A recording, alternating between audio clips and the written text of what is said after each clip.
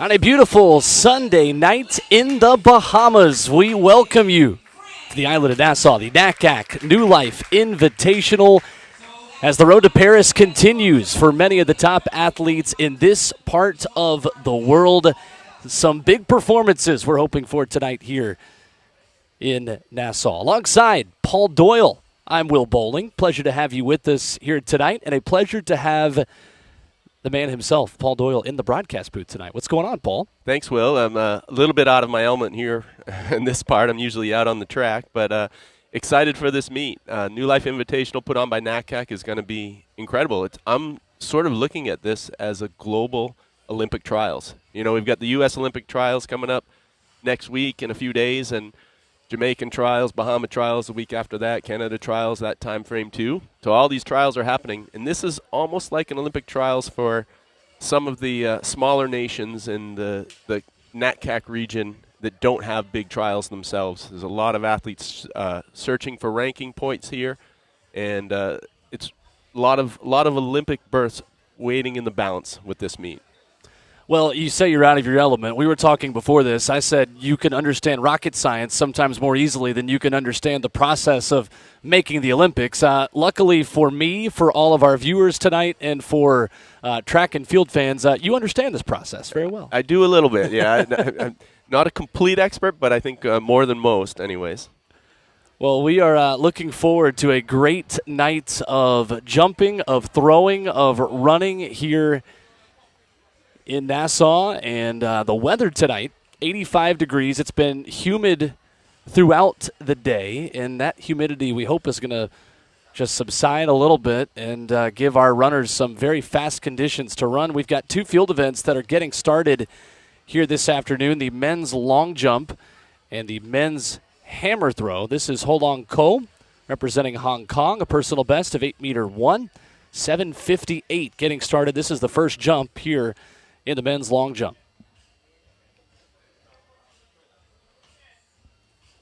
Decent speed and hits the board well. Reasonable extension. Ho Long Ko is one of these athletes that came in all the way from Hong Kong. Actually, there's many athletes in this event in particular. There's very few long jumps out there where athletes can get ranking points to qualify for the Olympics. So they came from all over the world to Nassau, Bahamas to make this happen. Got a good crowd here. We've got music going. We've got food trucks, ice cream, their drinks. It's an excellent night here, and something that I think this community will continue to show out for throughout the evening in our competition that goes over the next 3.5 hours tonight. As Ho Long Ko gets started in 7:53, his first jump to start off attempt number 1. And Ken Mullings of the Bahamas will be next. Ken is a personal favorite of mine, being a decathlete. You know, I've got a special spot in my heart for decathletes and heptathletes. But Ken is actually the Bahamas record holder in the decathlon, but a very solid long jumper as well.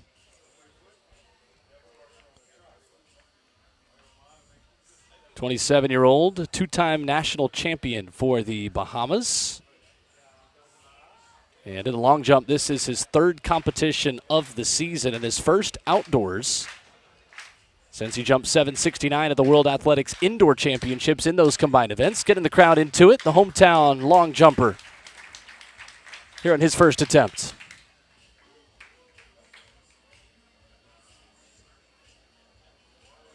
And I think our Bahamas athletes will have maybe a bit of a home track advantage here tonight, Paul. Yeah, I think so. Ken actually trains right here at this track. Throw circles, long jump runway, track, all very familiar to him. It looks like he had a great start.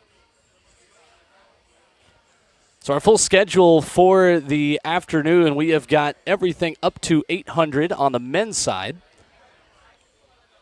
Our high hurdles and intermediate hurdles, there you see the full schedule. The running events will get started with the 4x100s at 7 and 7:10. First half of our schedule right there.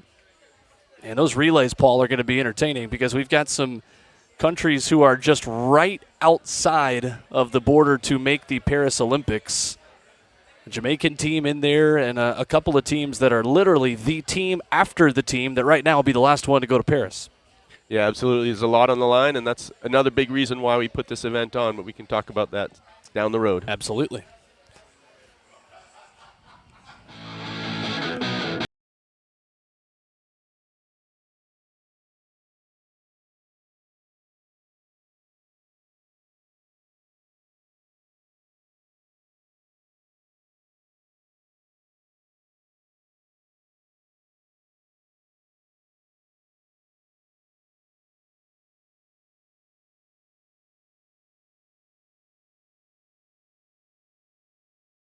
Fly away.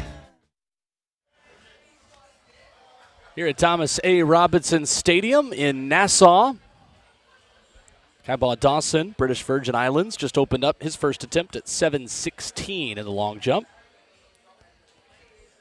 This is Ming-Tai Chan, their Hong Kong horizontal jumper.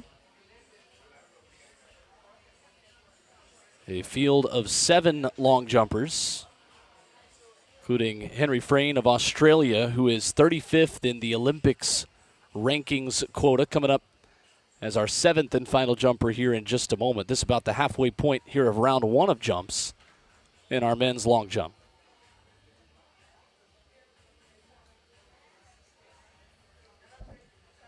Great drive out of the back of the approach for Chan. Oh, good extensions, double hitch kick. He seems happy with it.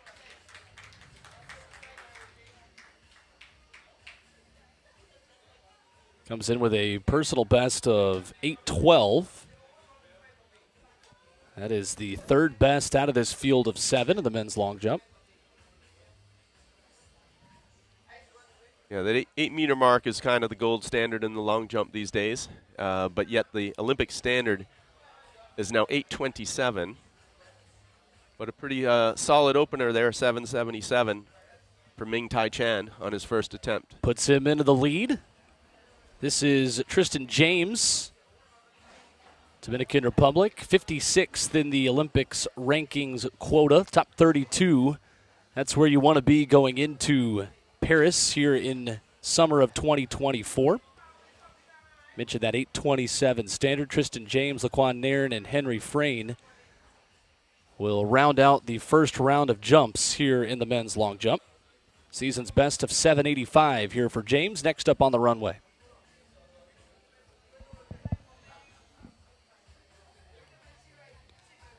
And as we make the shift over to the hammer, we're middle of the first round with Isaiah Rogers here from the United States. Trained in Kennesaw, Georgia, just down the road from me.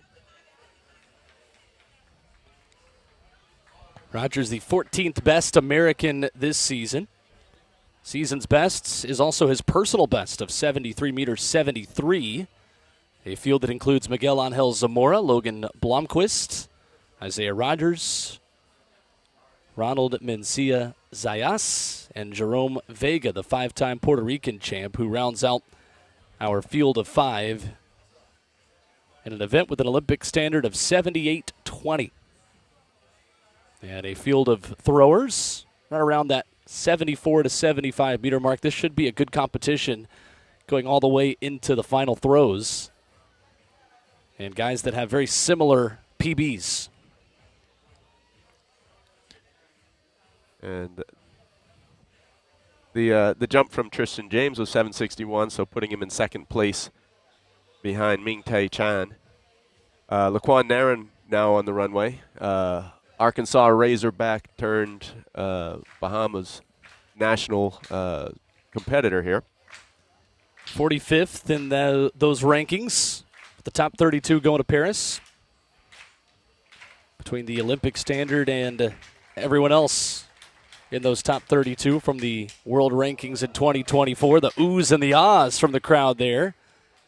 As Laquan Nairn with good speed there. We'll see what the mark is. I'm happy to see Laquan hit the board. I forget what meet we were at only a couple weeks ago, and I found out that he's vision impaired in one eye, which, as vision experts will tell you, that makes you your depth perception off. So hitting the board is a challenge for all these athletes, Absolutely. but more so for Laquan. But 765 on that jump is a really good start. Then we shift over here to the hammer throw. And this one should be right around 70 meters for Ronald Mencia Zayas of Cuba. It was, I believe, 64.23 a moment ago for Isaiah Rogers. So starting to get warmed up in that competition in the men's hammer throw. And this will wrap up the first round of jumps in the men's long jump. Our crowd's into it for Henry Frayne, who is 20 points out of that 32nd spot in the Olympics ranking quota. 35th coming into this competition, needing a big day at the office.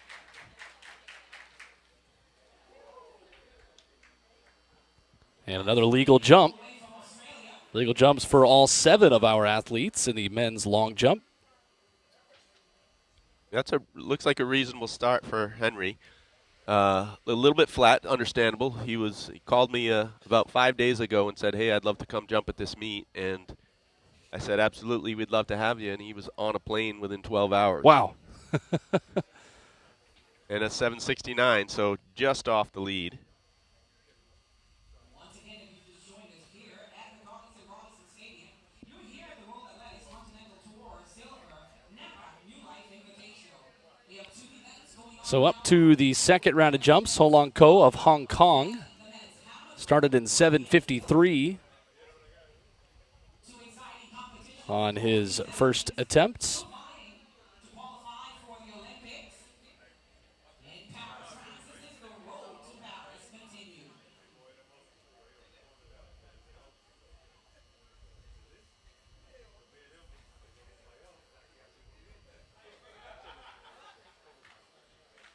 And he'll get the crowd into it too. I mean, they're here. You got to use them, right? Absolutely. Good wind at his back.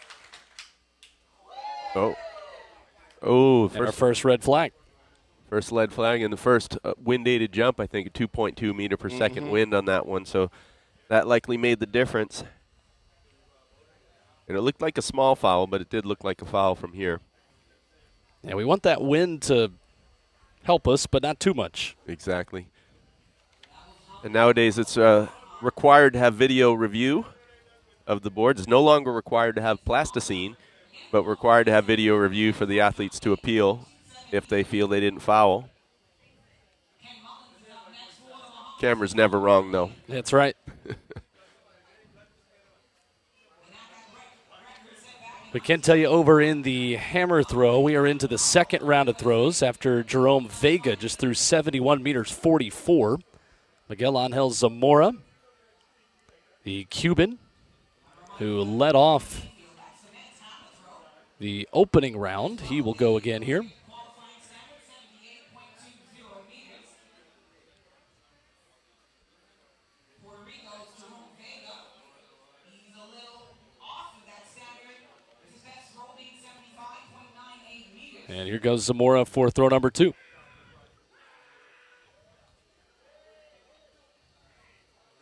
You can always tell when it's a good throw when they continue yelling well after the ball is out of their hands.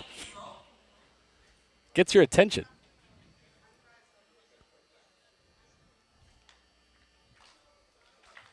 I tell you, the strength of hammer throwers is unreal. You know, I had a roommate years and years ago. He was a Croatian hammer thrower, Andras Haklitz.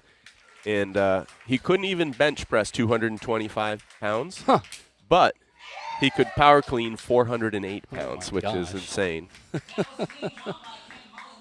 See, again, you talk about how you're out of your element up here in the broadcast booth. We're talking about Croatian hammer throwers that you've roomed with, and we're 15 minutes into the broadcast, Paul. You got to give yourself some credit.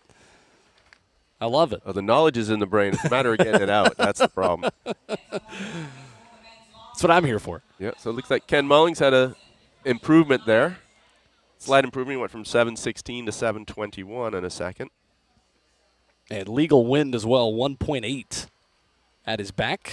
That is a number we can work with. Absolutely. Those are numbers I used to dream about hitting in the decathlon, 7:21. But it's solid points. You know, decathletes the best decathletes are usually hitting in that 750 range. Some of them, like the Ashton Eatons and the Simon E. Hammers of the world, are always over 8 meters, but that's rare. But a 750 is a solid jump, and I'm sure that's what Ken's looking for. That was Logan Blomqvist, his second throw after Miguel Angel Zamora just threw 68.63 a moment ago. There is the second jump for Kybon Dawson. Red flag up for him. Bringing us into the 4 final jumps here in round 2. Competition that is moving quickly in our men's long jump. And Ming Tai Chan of Hong Kong, who jumped 770 on his first. Yeah, he's our current leader, but in a tight competition, only leading by a centimeter over Henry Frayne.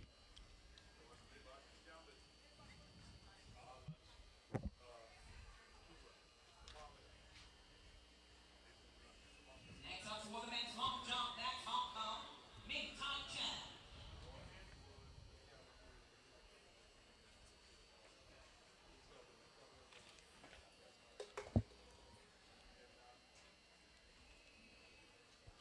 So here is Ming Tai Chan for his second jump. Leader in the competition, already close to his season's best of 775. Group of athletes that have all been right under that 8-meter gold standard in the men's long jump.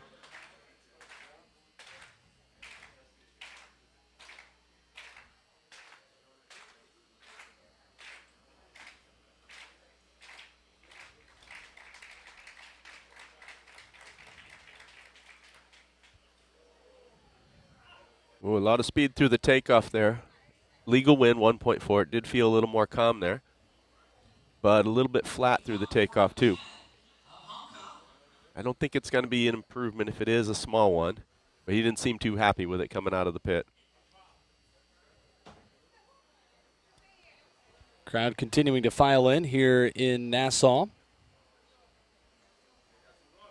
As we get to Tristan James. Yeah, so Ming Tai Chan was only 724 in that last one, so he was well under his previous jump. So you could see justified disappointment on that one.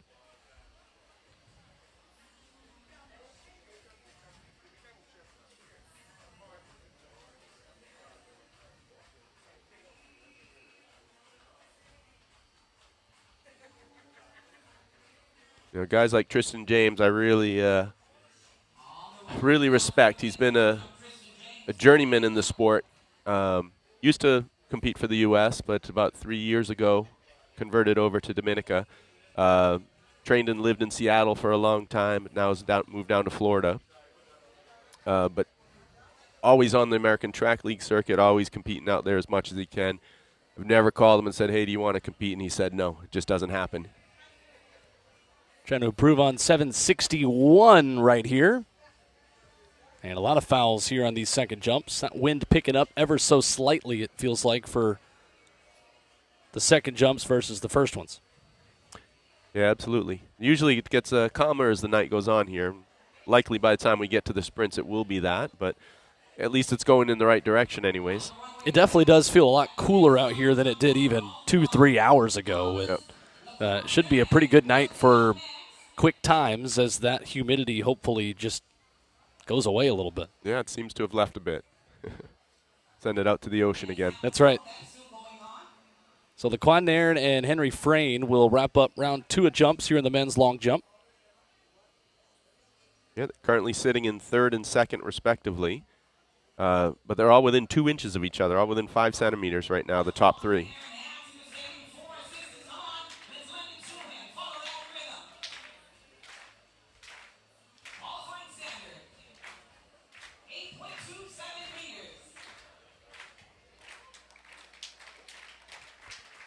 Jump 2 for Nairn from the Bahamas. Oh. Didn't really complete that jump. Looked like he had a little bit of a reach at the board. Just barely got his foot onto the back of the board, but he did so by reaching. Often I'm the substitute coach for him at track meets, and unfortunately I can't be down there with him right now. If I was, I'd tell him to move up a foot. The wind has been pretty consistent at mid 1 points. That was 1.5 on that win. And 7:31 with the red flag. There is Jerome Vega in the men's hammer throw. Did have one improvement so far through the second round of throws in the men's hammer, where Ronald Mencia Zayas of Cuba just threw 69.84 a minute ago. That was not an improvement for him, but Isaiah Rogers did best his 64.23 from the first round with a slight improvement up to 65.54. Jerome Vega is the five-time Puerto Rican champion, headlining this field 1 point back of that 32nd spot in the Paris Olympics rankings quota. Yeah, so he needs this more than ever. Absolutely. And you'll actually find a lot of Puerto Rican athletes competing today. Originally, this meet. Puerto Rico in the hammer throw, wrapping up that last round of throws a minute ago. That was Henry Frayne of Australia in the men's long jump. Yeah, that was a foul for Henry. So he's still sitting in second place. You get this Isaiah Rogers here now competing. You can see him wearing this Throw One Deep shirt, and that is the track club of Mike Judge, great throws coach out of Kennesaw, Georgia. He actually coaches Daniel Haw as well, who's the top American and number 7 in the world.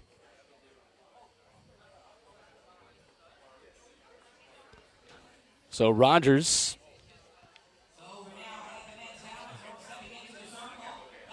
starting out the final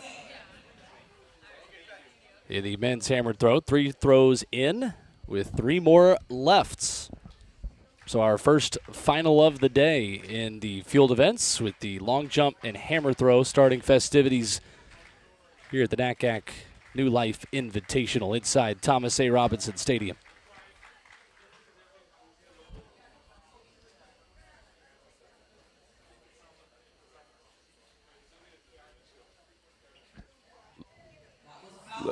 Little bit of off balance for Isaiah there. Could see him leaning to the left here on that.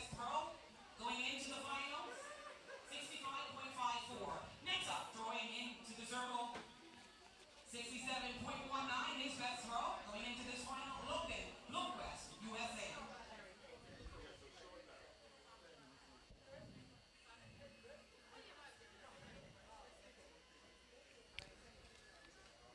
So Logan Blomquist, the athlete that is in 4th going into the final with a best throw of 67 meters 71. There is his 4th throw and first to the final.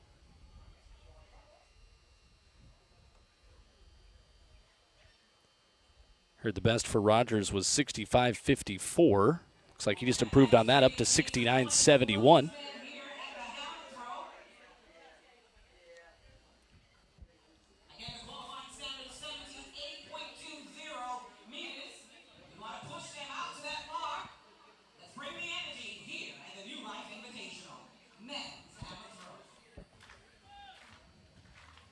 Back over here in the long jump. Here's Ken Mullings, 3rd jump, looking to improve on his 2nd mark, which was 7:21. Getting the crowd into it. And the talented multi-event athlete will get a legal mark here on his 3rd jump. Yeah, 7:16 on the first, 7:21 on the second. Hopefully he's got another improvement here. Will be interesting to see if he continues past this jump. As in the decathlon, they only take 3 jumps, so they're not used to doing more than 3. So who knows? He may. I think he's hurdling later, so might be an idea for him to wrap it up after that 7:09 3rd attempt. And not an improvement for him, which will bring up Kaibaugh Dawson, the British Virgin Islands. Just a minute ago, no improvement for Logan Blomquist at 67 meters 26 in the men's hammer throw that continues with 2 throws down and 3 more to go here in our final. This is Miguel Angel Zamora of Cuba, currently in 3rd going into the final 3 throws here in round 1 of our men's hammer throw final.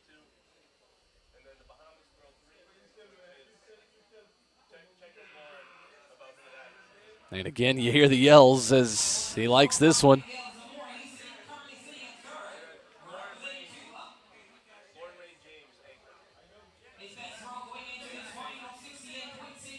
Looking to improve on 68-63.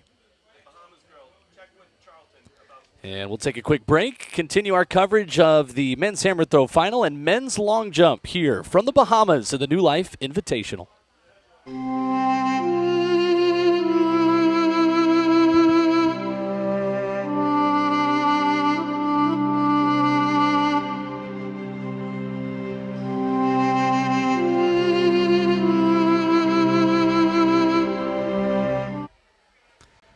And back with more men's long jump here in the NACAC New Life Invitational.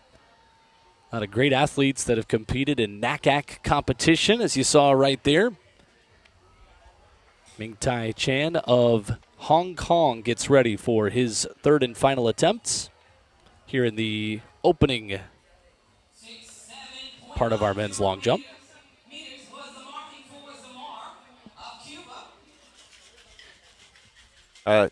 Will, I love that NatCat commercial. Yeah. There's Daniel Westfeld, who's one of the big-time agents in the sport, manages Mondo Duplantis. He just gets a kick out of the word NatCat. He's a funny Swedish guy, and he's NatCat. You hear him saying it all the time. Nice.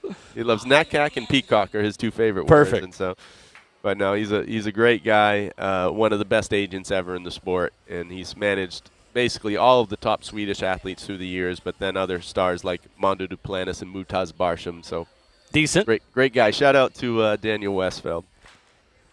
Big Tai Chan of Hong Kong, his third jump.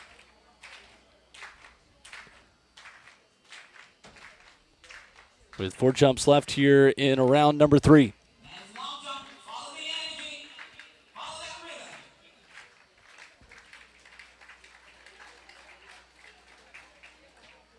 Ooh, looks tight on the board. Yep, a foul. And still a very consistent wind at 1.5. Hope we get these wins for the 100 meters tonight. Absolutely. If that continues, we've got a great opportunity for some athletes to qualify for Paris and get closer to those critical rankings at this time of the year. And you said it at the beginning of our broadcast, this essentially is an Olympic trials for a lot of athletes today here at the NACAC New Life Invitational. From countries like Cuba, Puerto Rico, the Bahamas, and Hong Kong for Hong Long Ko and Ming Tai Chan here in the men's long jump. So Tristan James is up next, 56th in those rankings, top 32 between athletes with the Olympic standard and that 32 number this season in the men's long jump. Heading to the Paris Games here in the summer of 2024. This is Jerome Vega in the men's hammer throw. Looks like he'll save it and get a restart here on his throw. And he is our leader going into these final 3 throws in the men's hammer throw. This is his first throw of the men's hammer throw final.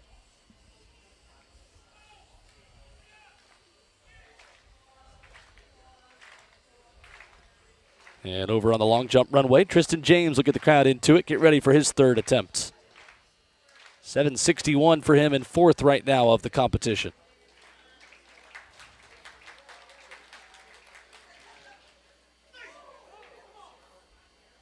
I think you might like that one.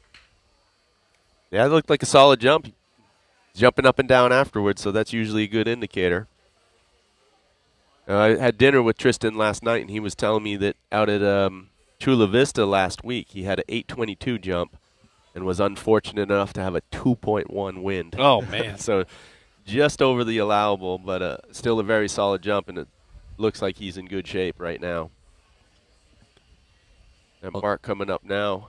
That was 1.7 wind right there. And a 7:79 to take the lead. There you go. So Tristan James into the lead. Close to his season's best as well at 7:85. That will help him on the road to Paris as well. 56th in those rankings, looking to crack that top 32. And Laquan Nairn is one of those men standing between him and the 32nd spot. 45th in that Olympics ranking quota. 2 more jumps here in round 3 of the men's long jump.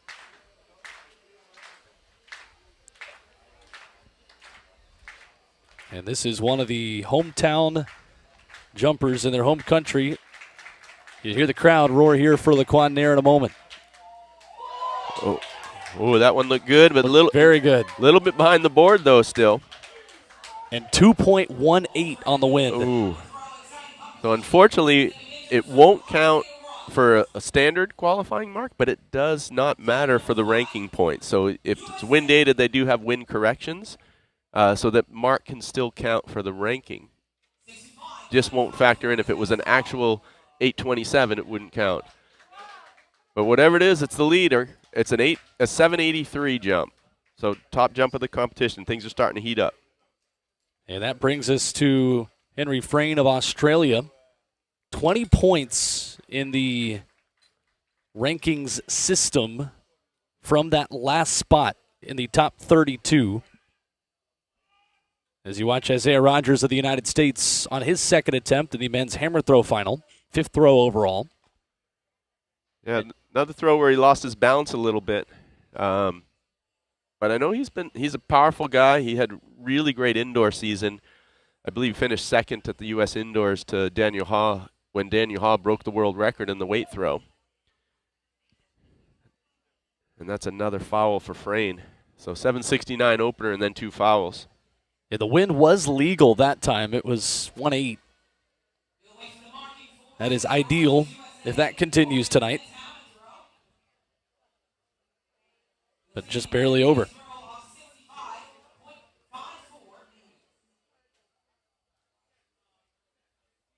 They just announced 65-54 for Isaiah Rogers, his best, but I know his coach won't be happy with that. Mike Judge told me that he feels he's in 76, 77 meter shape right now.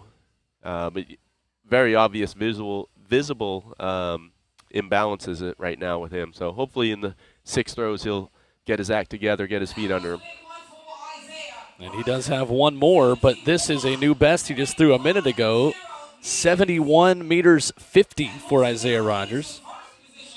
And that puts him into the lead. Right in front of Jerome Vega at 71 meters 44.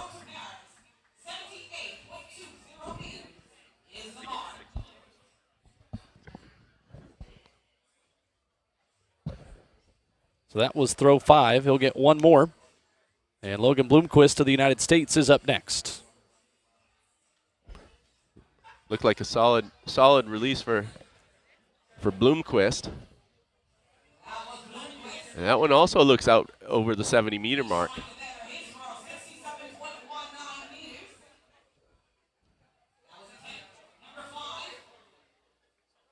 And he has been right at 67 meters all afternoon. Again, there is our full schedule. Our running will start here within the half hour. Men's and women's 4x100s.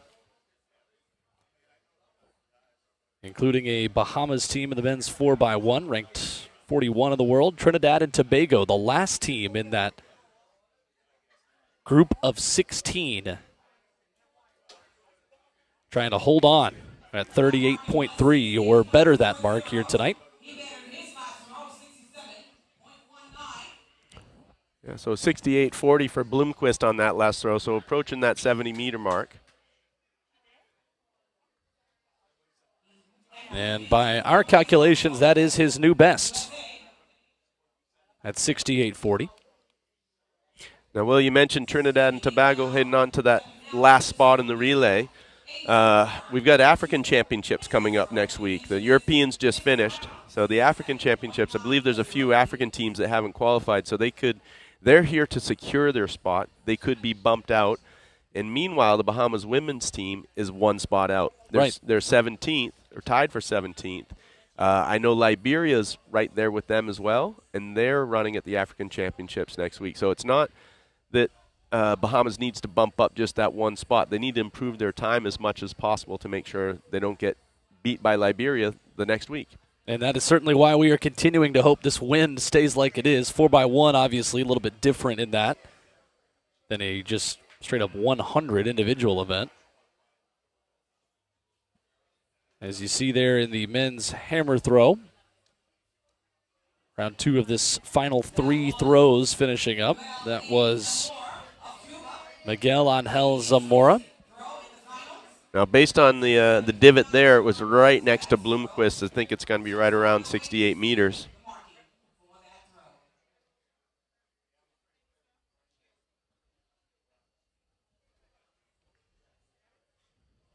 So the best 2 jumps in the men's long jump were the last 2 legal marks, Laquan Nairn and Tristan James at 783 and 779 through 3 rounds of jumps in the men's long jump.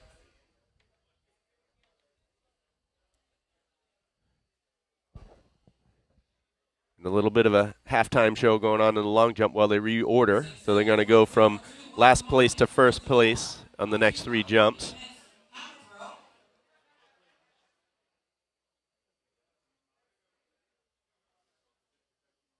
So Zamora, not an improvement for him. He's been right around 67 and 68 all night.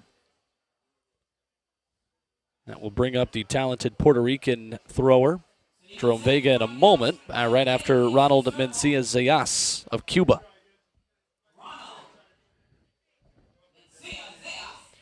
I always used to get the Puerto Rican and the Cuban flags mixed up until I started managing Jasmine Camacho Quinn, and she will not let me get them mixed up anymore.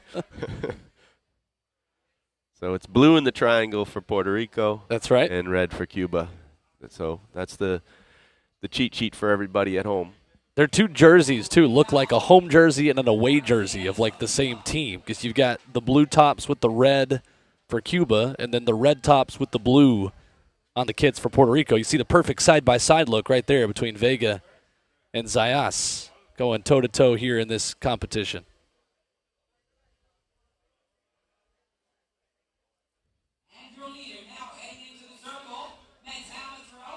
Yeah, and I'm excited to see later on tonight the Paula Vasquez from Puerto Rico as well. She's the number 2 hurdler in Puerto Rico behind Jasmine, and she has a legitimate shot at making the Olympic team. I believe it's 12.77 is the automatic standard, and she's run 12.91. But in the ranking quota, she's inching her way up there. She had an unfortunate national championships on Friday in Puerto Rico where the skies opened up and the rain started pouring right before the hurdles. So she won but didn't run a fast enough time to improve her ranking. So she was hoping to get a lot out of this year. And that is the really tricky part of this for countries that are not like the United States. And that national championships is not only a time where you're battling for position, trying to finish in that top 3, but you're also trying to do so as quickly as you possibly can.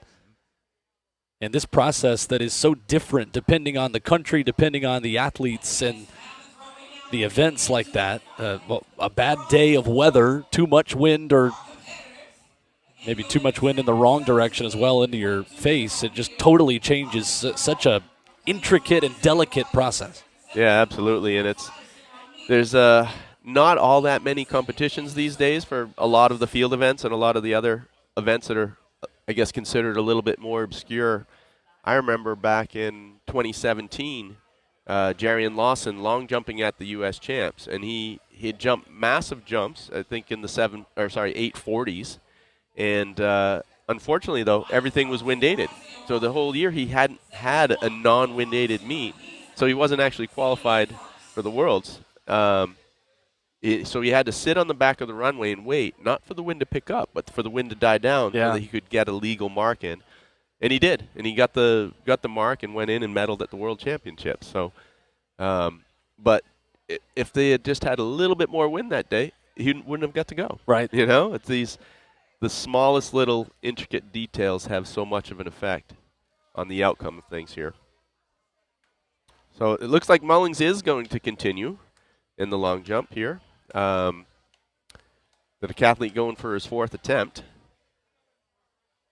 I think, after 7:16, 7:21, he liked the way it was trending, but he hit a 7:09 on that next one, and I think he wants to redeem himself and end with a better one than that.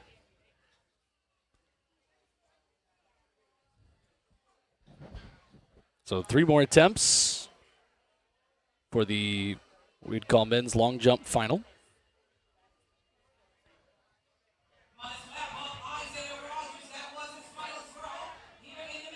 Mentioned Henry Frayne, 35th in that rankings quota.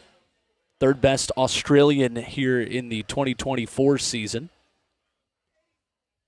At 1,184 points and 1,204 is that 32nd and last bubble spot, you would say. 5 points ahead of that would be 31st at 12:09. So trying to put a different mark onto his 5 for the year that add those points together and get him closer to 32. Yeah.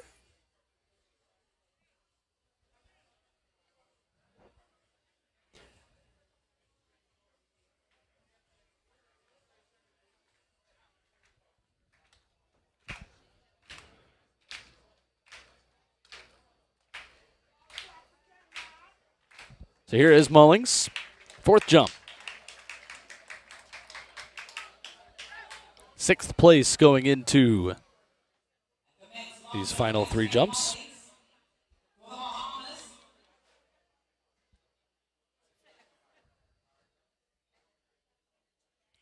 And you're talking about Henry Frayne essentially having to improve by 20 points in order to get up to the 32 quota. It's 100 points here for winning, 100 bonus points for your performance, and every performance has a certain number of points. So he basically needs to take his bottom score out of the 5 off and replace it with one that's 100 points higher. And he will then have a 20-point jump in his average and make the Olympic team. So in order for him to do that, he's going to need to win this competition and jump close to 8 meters, and that will bump him up. But you never know what's going to happen next week, too. Right. There's quite a few athletes we have competing here tonight that just don't have 5 marks in the window. There's Alana Jurkic of Australia and Sage Walker, both of them in the 400 hurdles, and neither of them have 5 marks. So there's probably a lot of girls out there looking and saying, we have a chance of being in the quota, and then all of a sudden 2 more athletes pop up and bump you down 2 more spots that you weren't aware of. So it's not a exact thing here. You see what's on the quota, but there are people that don't even appear in the quota yet. It was Ho Long Ko of Hong Kong, his first jump of the final round in the men's long jump. Final round meaning these final 3 attempts. That was attempt 4, and a red flag coming up. Here's Bloomquist's 6th and final throw of the men's hammer throw. Going to get back over that 70-meter mark. Yeah, he keeps hitting right in that same range. On that one there, he was good out of the back of the circle. And on his last turn, he kind of shied away from the throw. Supposed to keeping his chest tall and throwing all the way through and getting long with the arms at the release. So I don't think he's going to be happy with that throw.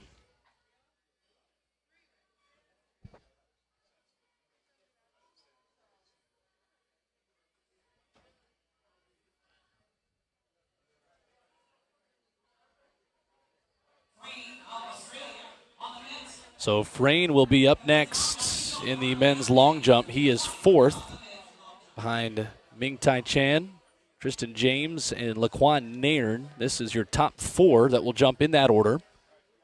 In descending order here in the men's long jump. 4th attempt here for Frayne. His best jump was his first one, 769. That was followed by 2 fouls on attempts 2 and 3. And that 5th mark that you talked about for Henry Frayne is a 782 that he is looking to displace.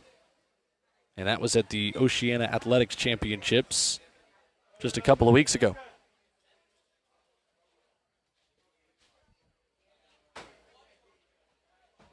That looks like a better jump.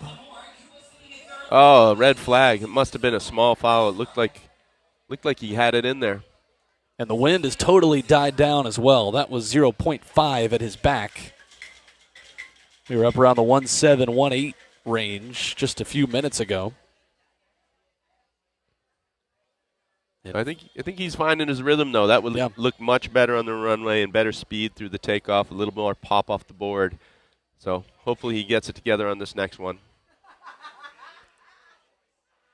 Couple throws left in the men's hammer, and you see right there, I think Zamora liked that one. He sure did. He certainly wins the gold medal for for post-throw celebration.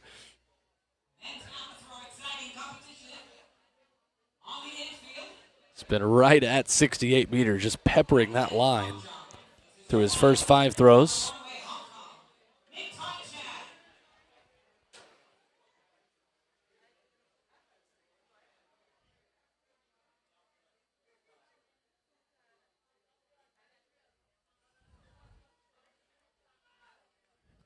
And Ming Tai Chan is up next.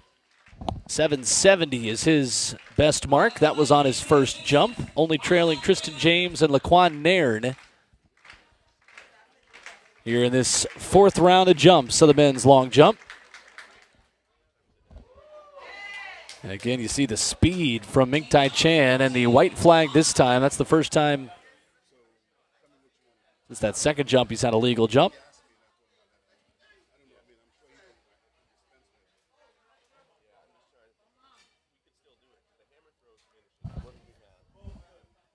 And a minute ago for Miguel Angel Zamora, I believe that was an improvement, 69 meters 61. And we're into the final few throws there in that competition where Ronald Mencia Zayas of Cuba will be next. 70 meters 73 is Zayas's best throw. And we've just got 2 throws left in our men's hammer throws. Zayas followed by the leader, Jerome Vega of Puerto Rico. And we've seen a lot of first throws be best marks and last throws be best marks in this competition so far.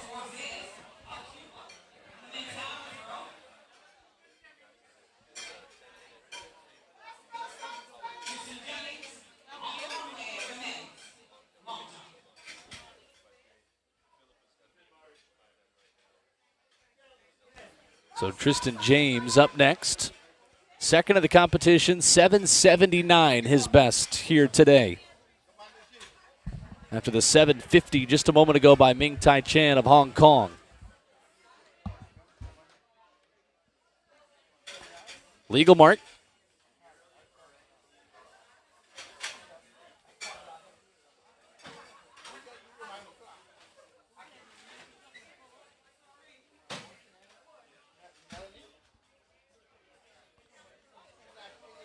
And for James, that's going to be a 750. Same exact jump as Ming Tai Chan just a minute ago. 70 meters 87 just a moment ago for Zayas. Brings up Jerome Vega for one final throw in the men's hammer throw.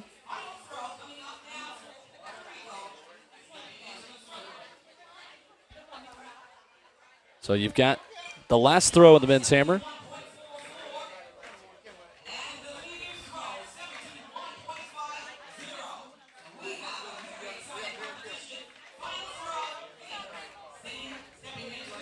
And this is one more here for Vega. Trying to best 71.50, take this thing on the final attempt. And in the long jump, Laquan Nairn will tell you about that in just a moment as Vega gets ready to toss this thing. And into the cage.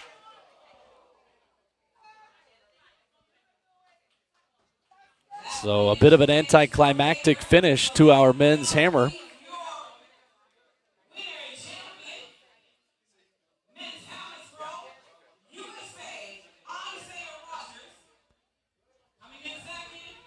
So Isaiah Rogers at 71.50 will take the men's hammer throw. Jerome Vega was second in 71.44.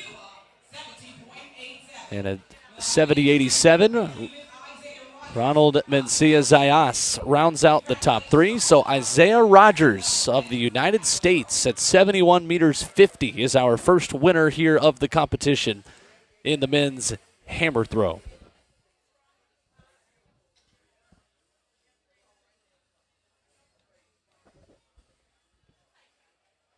So Kybal Dawson begins the 5th round of jumps in the men's long jump after a foul a minute ago from Laquan Nairn. No improvements in that first round of the men's long jump final. And I'd love to see that Isaiah Rogers shaking the hand of every official that helped here. You know, shout out to our officials that are volunteers at the track for hours and hours and hours upon hours. So couldn't happen without them. They are braving the humidity as well, just like our athletes. Get a lot of steps in working a hammer throw. You absolutely do. I know when I work these track meets, unfortunately not tonight because I'm in the booth, but normally I have about 30,000 steps on those days. Wow. Yeah, this is the cushy, easy stuff up here, Paul. You just don't get too comfortable. You're going to fall in love with it. Yeah. Well, there's a good shot of the bouncers, you could say. The post-meet party tonight, they're going to be the bouncers. Improvement there for Kybal Dawson of 7:51 in the men's long jump. And Ken Mulling's going to go again here for a 5th jump. Currently in 7th. Best jump was his 2nd one at 7:21.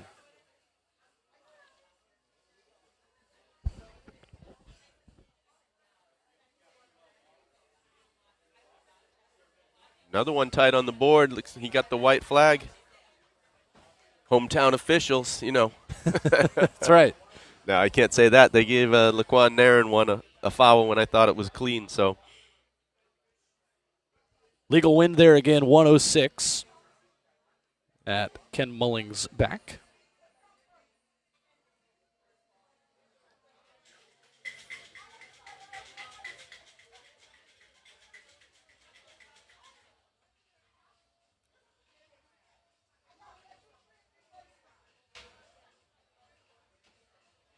Okay, Paul, I'm here on the field. I know. At the completion of the men's hammer throw, USA, Isaiah Rogers, you're the champion. So Isaiah, tell us about how you feel. How's it being in the Bahamas? Maybe.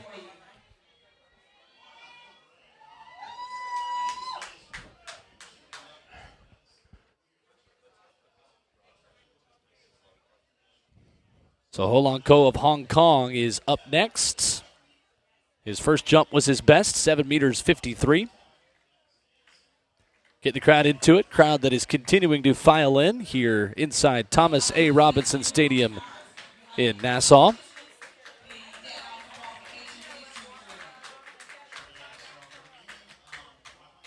Second jump in the final and a red flag up for Ho Long Ko.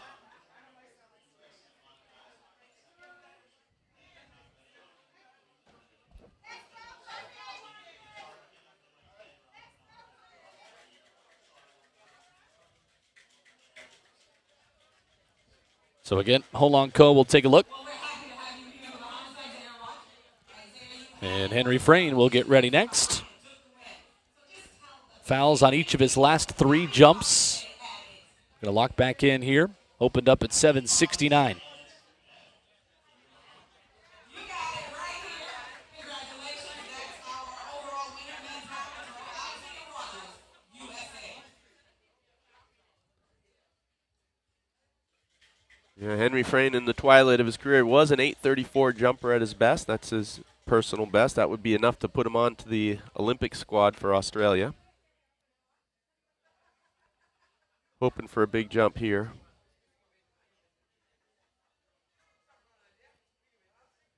The 34-year-old who was 7th at the Rio Games. Runner-up at the 2012 World Indoor Meet. An outstanding career representing Australia. Yeah, I remember about 15 years ago, he was talking to me about coming to the U.S. to go to college. He was back and forth between Texas and Texas A&M and ended up picking neither in the end. Decent options, Yep. you would say. Yep. Yeah, track and field powerhouses. Absolutely. At the time, I believe Bubba Thornton was still the head coach. And then, of course, Pat Henry, who's been there my whole professional career. As a white flag up for Frayne. So first time since his first attempt that he has got a legal jump.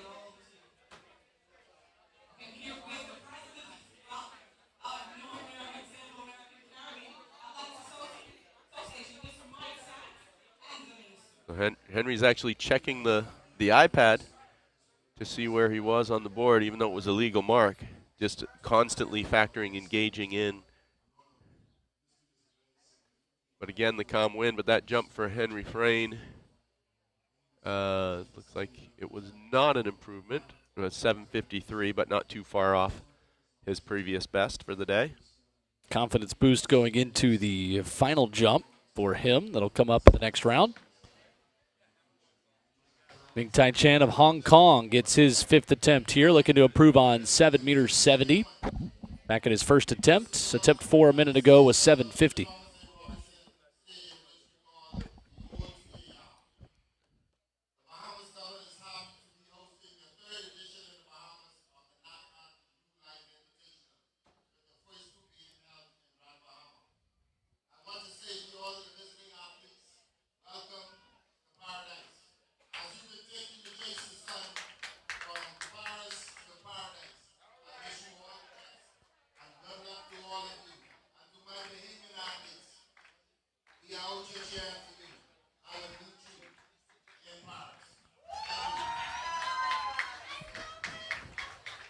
So here comes Ming Tai Chan, attempt 5. And that one looked pretty good.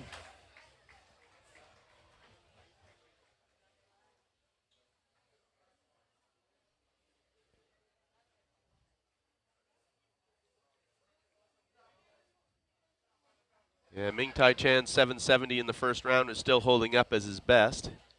At 750 on the last attempt, after having a not so great second attempt and a foul on the third. And that one is right back up there close to his best at the 765. Not far away, 5 centimeters off. As Tristan James will continue into the final 2 jumps in round 2 of our men's long jump final. And we've got running events on the track starting in just a moment as well, with these 4x100s that are going to get started here in just a minute.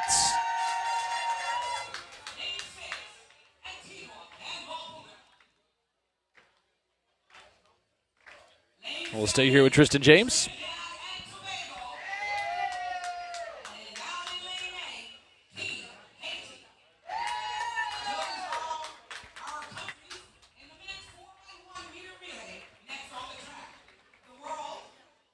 There is James with a red flag on his penultimate jump with Laquan Nairn on deck.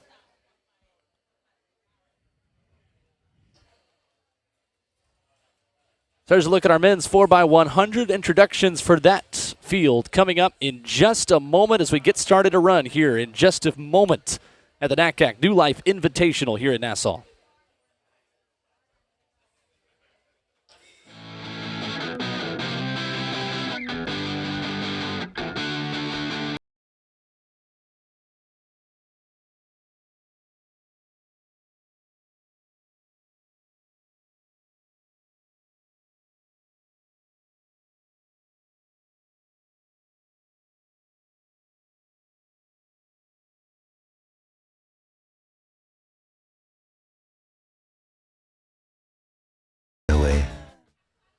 From Nassau, we welcome you to the NACAC New Life Invitational. Will Bowling, Paul Doyle here with you in the broadcast booth. This is our first running event of the afternoon, the men's 4x100 meter relay. In lane 8, you see Haiti, Trinidad and Tobago, 16 on that Olympic ranking quota, the last qualifying spot, looking to improve on 38.3. Antigua Barbuda, Bahamas, Cayman Islands, Bahamas B, in British Virgin Islands. That is your start list here in the men's 4x100.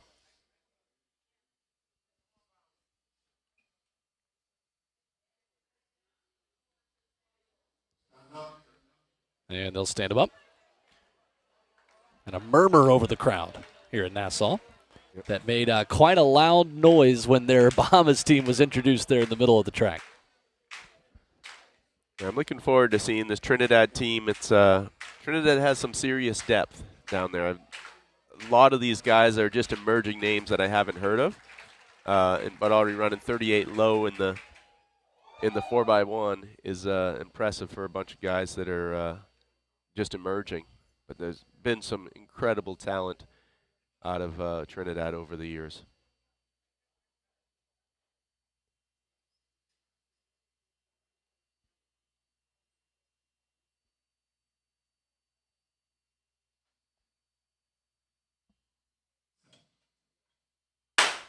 And we are watching Trinidad in lane number 7 looking to improve on 38.3. A clean start of the men's 4x100.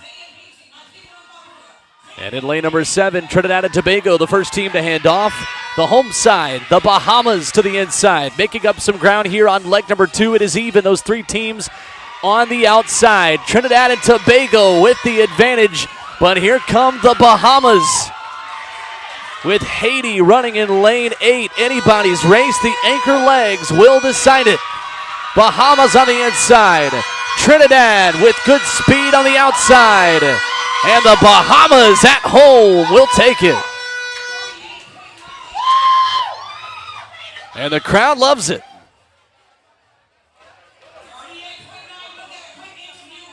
Absolutely. What a great race. Pretty solid exchanges all around. A little bit of a hesitation on the anchor leg for Bahamas, but he hit his top speed. McCoy will be showing up later in the 100 meters running in that anchor leg for Bahamas. Looked pretty impressive after getting the baton a little bit late, or a little bit slowly, but still nice solid win at 38.89. And 38.89 will move the Bahamas up to the 30th spot. And the men's 4x100, those top 14 teams from designated competition qualifying for the Paris Games, plus the next 2 qualified by the top list. That's Brazil and Trinidad at the moment. But there's a lot of competition left in this track and field summer that will shuffle those numbers around quite a bit, we expect. I think Trinidad will be watching the African Championships very intently. Holding on to that last spot, they better hope that if anybody runs faster than 38.3, that they're already ahead of them. Right. There are 14 teams that qualified at the World Relays here just a few weeks ago. But there's only 2 spots. It's very cutthroat now with this ranking system, or the World Relay system, rather, to qualify athletes. So at each round you can, in the World Relays, you can qualify automatically. I don't know if you got to watch it, but they're holding these Paradise to Paris signs when they made the team in all the rounds. So anyway, so 14 teams are qualified. There's only 2 teams that can get in on time.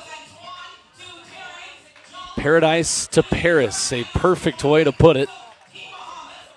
And that is what we are adding to here all afternoon as Ken Mullings continues here in the men's long jump. That is his 6th and final attempt. And it is a legal one with legal wins. So it's a double order today for the decathlete. Usually only doing 3 jumps, but he took 6 today. You think about the process of training for hopefully a summer games, for a national championship.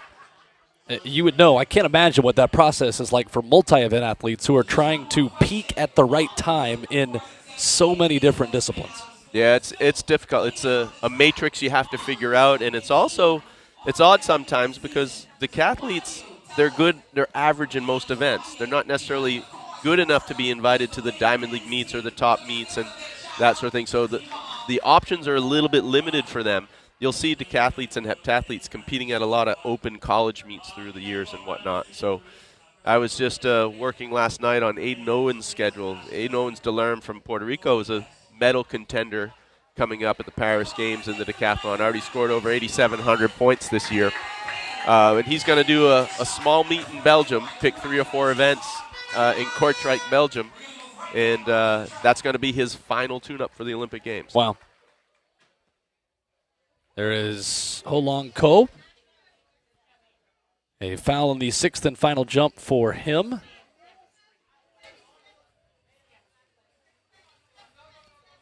And this is the man we've been watching in the men's long jump because he came in ranked the highest out of this field in Henry Frayne. 35th in that rankings quota. He'll get one final jump here.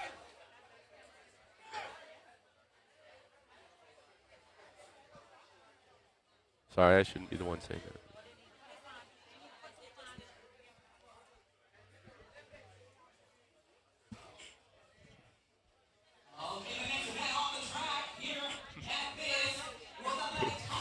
So one more jump for Frayne. NACAC New Life Invitational. It's the women's 4x1 100-meter relay. We It's certainly legal. put everything into that jump. Yep. Belgium at this time sits in 16th position with a tie. Trying to see what the wind reading is over there as well. It definitely feels legal. I don't think there's been Yeah, 1.4. 1.4. So we'll update you on if that was an improvement for Frayne quickly. It was not. 743 or 747, so Frayne finishes at 769. That is his best today in the men's long jump. And now this Bahamas women's relay team, this is their last attempt to qualify for the Olympics. Coached by former double Olympic gold medalist Pauline Davis, the athlete of the century from the Bahamas for the last century. We've got a couple of the college girls back and added into the relay. They've just missed it at the World Relay, so they're, like we say, one spot out. An improvement to, I believe you have the time there, what they need to hit is about 42 low, I think, 42.12 or something like that. They need to bump out the 16th and 17th teams. Yep, coming in at 42.85 right now. That is the last spot, 42.85. Bahamas coming in 20th at 43.17. And they'll stand them up and start the process over. It is Belgium, who 5 days ago ran 42.85 in Rome. They're right behind Spain in 42.84 in those last two spots in the women's 4x1. And right there at 43.15 is Liberia, who will run next week at the African Championships. And I'm in tight with the Liberian team, and I know that they, at the World Relays, they had a really bad exchange on their second exchange that cost them at least a half second. So they've got 4 very capable girls. So I think really if Bahamas wants to get here, they're going to have to eclipse Spain in the number 15 spot, 42.84. It is razor thin margins. Spain, Belgium, China, Liberia, and Cuba in the way of the Bahamas team. Take an aim at 42.84 here tonight. And they're going up against an international all-star team. That's the countries are Ivory Coast, Dominica, USA on the anchor, Bahamas on the third. Moriel Lahore Demps getting started for the All-Stars team as the Bahamas race there right of their inside. First exchange is a good one. And the home crowd will motivate them through. Again, looking for 42.84 of Spain. That would be number 15 in the world this year and putting them right in that Olympic picture. Slower exchange on the second time through. Looked like third athlete left a little bit early, but they did get the baton off. And a great final exchange for the women of the Bahamas. They will win the race. They race against the clock now, needing 42.85, and they're just over 43.5.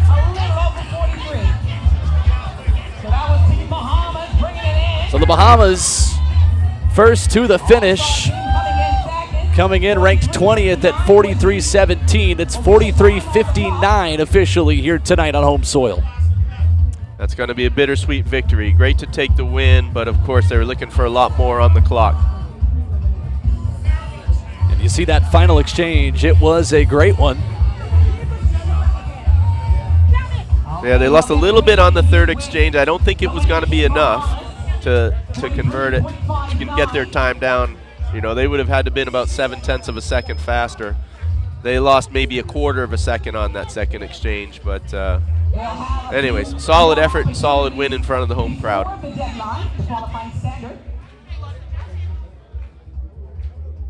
Go ahead.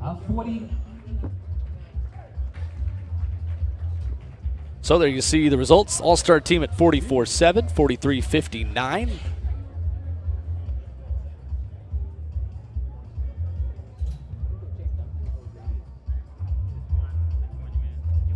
And over in the men's long jump, Laquan Nairn is finishing up his competition.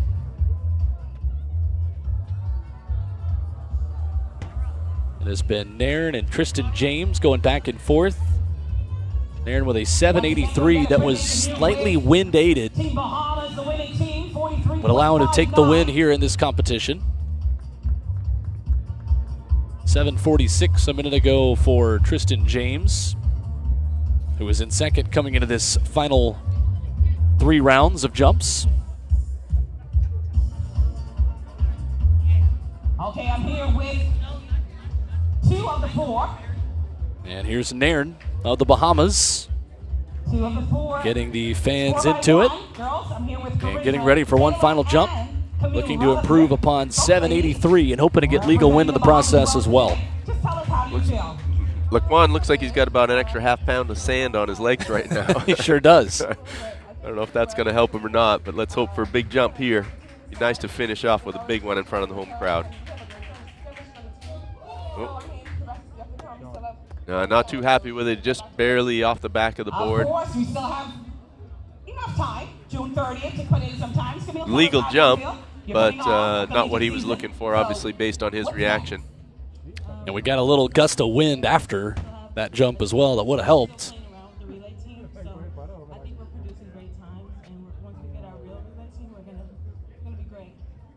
And not an improvement for Laquan Nairn, who finishes at 7 meters 50, but has enough to take the competition in 783. Another Bahamas athlete taking the win here in our men's long jump. Our men's long jump and men's hammer throw, the first 2 field events getting started and finished here at the NACAC New Life Invitational. Okay, so tell us what's up next for you. So, Paul Doyle, we got a little bit of time. About 10 minutes until the men's 400-meter hurdles. We've got a pretty good showdown coming up in this next event as well between Gerald Drummond and Shaquem Hall-Smith. You take a look at the full schedule events. This one is going to be one of our excellent races of the night. Yeah, I'm looking forward to this one. Shaquem Hall-Smith just won the Edwin Moses Legends Meet just over a week ago in Atlanta. Obviously the marquee event of the Edwin Moses Meet, and he took that in a personal best victory, going under 49 seconds for the first time in his career. And he's going up against Gerald Drummond, who was the surprise winner at the Diamond League at the Prefontaine Classic.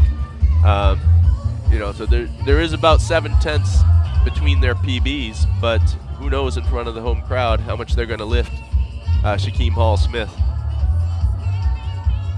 So looking forward to that race. There's a bunch of other good races tonight. This one has a little local flavor in it for sure. So the NACAC New Life Invitational here in Nassau, from paradise to Paris, is what we hope for our athletes competing and throwing, jumping, and running here throughout the evening. We're with you for the next 2 hours and change.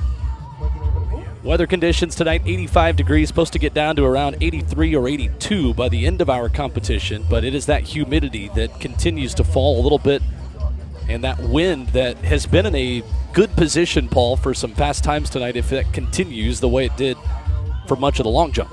Yeah, that'll be great. Seeing the wind reading on the 4x1 is still up there on the results board at a 2.4. Generally in the Caribbean, as the night goes on, the wind tends to calm down a little bit. So if we can get that just a hair under 2 meters per second, we'll be looking good. It's a very fast binding track, and only resurfaced a couple years ago. So we should have perfect conditions for these athletes. 82 degrees would be nice. So there you see the men's 400-meter hurdlers getting ready out there. Volunteers putting the hurdles onto the track. My first time here in the Bahamas. Very impressed with, first of all, the fans that have come out, that have made noise, that will continue to as they watch their Bahamas athletes compete here at this NACAC New Life Invitational. But it really is paradise everywhere you look around this island. Oh, absolutely. It's a beautiful stadium. This is the first track meet I've been at this stadium in 24 years. Wow. I was here for the Bahamas Olympic trials back in 2000 when I was coaching Pauline Davis. But I made the point earlier talking to Pauline. She said, "You remember being here, Coach?" I said, "Absolutely, I do. It was 24 years ago." And the biggest difference, there were no hurdles back then. They had no hurdles on the island. So they had no hurdle events. And I remember I think they had 3 guys in the 5,000 meters. Wow. Right? But no hurdle events at all. And now Bahamas has three women qualified for the Olympics in the hurdles, including Devin Charlton, the world record holder for the 60-meter hurdle. So the country has come a long way. They were already great in the sprints back then, but as things have developed and they've got more equipment and facilities, the athletes have excelled as a result. It is incredible, too, right now in this event specifically, and really I don't know what it is about hurdles on the track, but around the world in this sport right now, the 400-meter hurdles, the 100-meter hurdles, the 110 hurdles, this is a premier competition in world track and field at the moment on the men's side, especially on the women's side. If you watched Sydney McLaughlin in Atlanta a couple of weeks ago run, at the time, the world lead in the women's 400-meter hurdles, the event where obviously she is the world record holder, but just something about hurdles going on the track right now. There's something in the water. Oh, it's been unbelievable. I think, Karsten Warholm sort of paved the way to let people open up their minds and realize what is possible, and I used to say years ago, I said this actually at the press conference to Sydney McLaughlin, that years ago I was thinking, this is when the world record was about 52.5 seconds. I remember thinking and doing the calculations and thinking, you know what? Women should be able to run 51 high in the 400 hurdles. And sure enough, they've done that and more. And it's becoming quite the norm that women start to run in the 52. And I actually did a lot of the calculations on what Sydney is capable of and saw, after her 48.75 in New York in windy conditions, I have to believe that going sub 50 is possible. Ooh, wow. It is certainly unbelievable. You get generations in track and field that change the concept of what is humanly possible, and it does feel like we have got a golden generation of hurdlers right now at the 100-meter distance, 110, and 400 that are challenging that. Yeah, women's 100 hurdles as well. Absolutely. It's off the charts, Lolo Jones, who's going to be competing next week in, what is it, her 5th or 75th Olympic trials? It feels closer to 75, doesn't it? If you count the bobsled, I think it's getting up there. But, you think about, she ran 12:43 at her best, her PR in her career. Nowadays, that's lucky to finish top 3 at NCAAs. Right. It's just the events have gone to a whole new level. So looking forward to this matchup race. I know we've talked about Shaquem Hall-Smith and Gerald Drummond, but let's not forget about the man front and center on the screen there, Aldrich Bailey. He's been consistently running 48-second runs. He's, in my opinion, the best lane on the track, lane 7, one person outside of you. It's got the most forgiving turns to still have someone outside of you. But I think it's really going to be a 3-man race between those guys. And let's see if the hometown crowd can lift Shaquem Hall to victory here. And that is the 3 on the track as you look at him right now in the men's 400-meter hurdles. Aldrich Bailey with a personal best of 48.55 and a season's best of 48.82. He ran that back at the Drake Relays. A couple of years ago, he was 7th at the U.S. Championships. Did race it last year. 9th fastest American this year, 46th on that Olympic ranking board that we'll continue to talk about throughout the evening. And you need to be top 40 in this event. It is Danny Brand who, by world rankings right now, holds that last spot. The Swiss athlete in the men's 400-meter hurdles. You see Shaquem Hall-Smith right there in the blue, black, and yellow. That is the signature look for the Bahamas. 27-year-old who is the 3-time defending national champion in this event. And Paul mentioned the personal best he ran in Atlanta a couple of weeks ago. Of course, a meet named after Edwin Moses is going to give you very fast times in the 400-meter hurdles. The 29th fastest time in the world this year. And right now, Shaquem Hall-Smith is in that top 40 where you need to be in order to go from paradise to Paris. 36th in that world rankings quota. And then Gerald Drummond, winner of the Prefontaine Classic in lane number 5 right there. The 3-man race.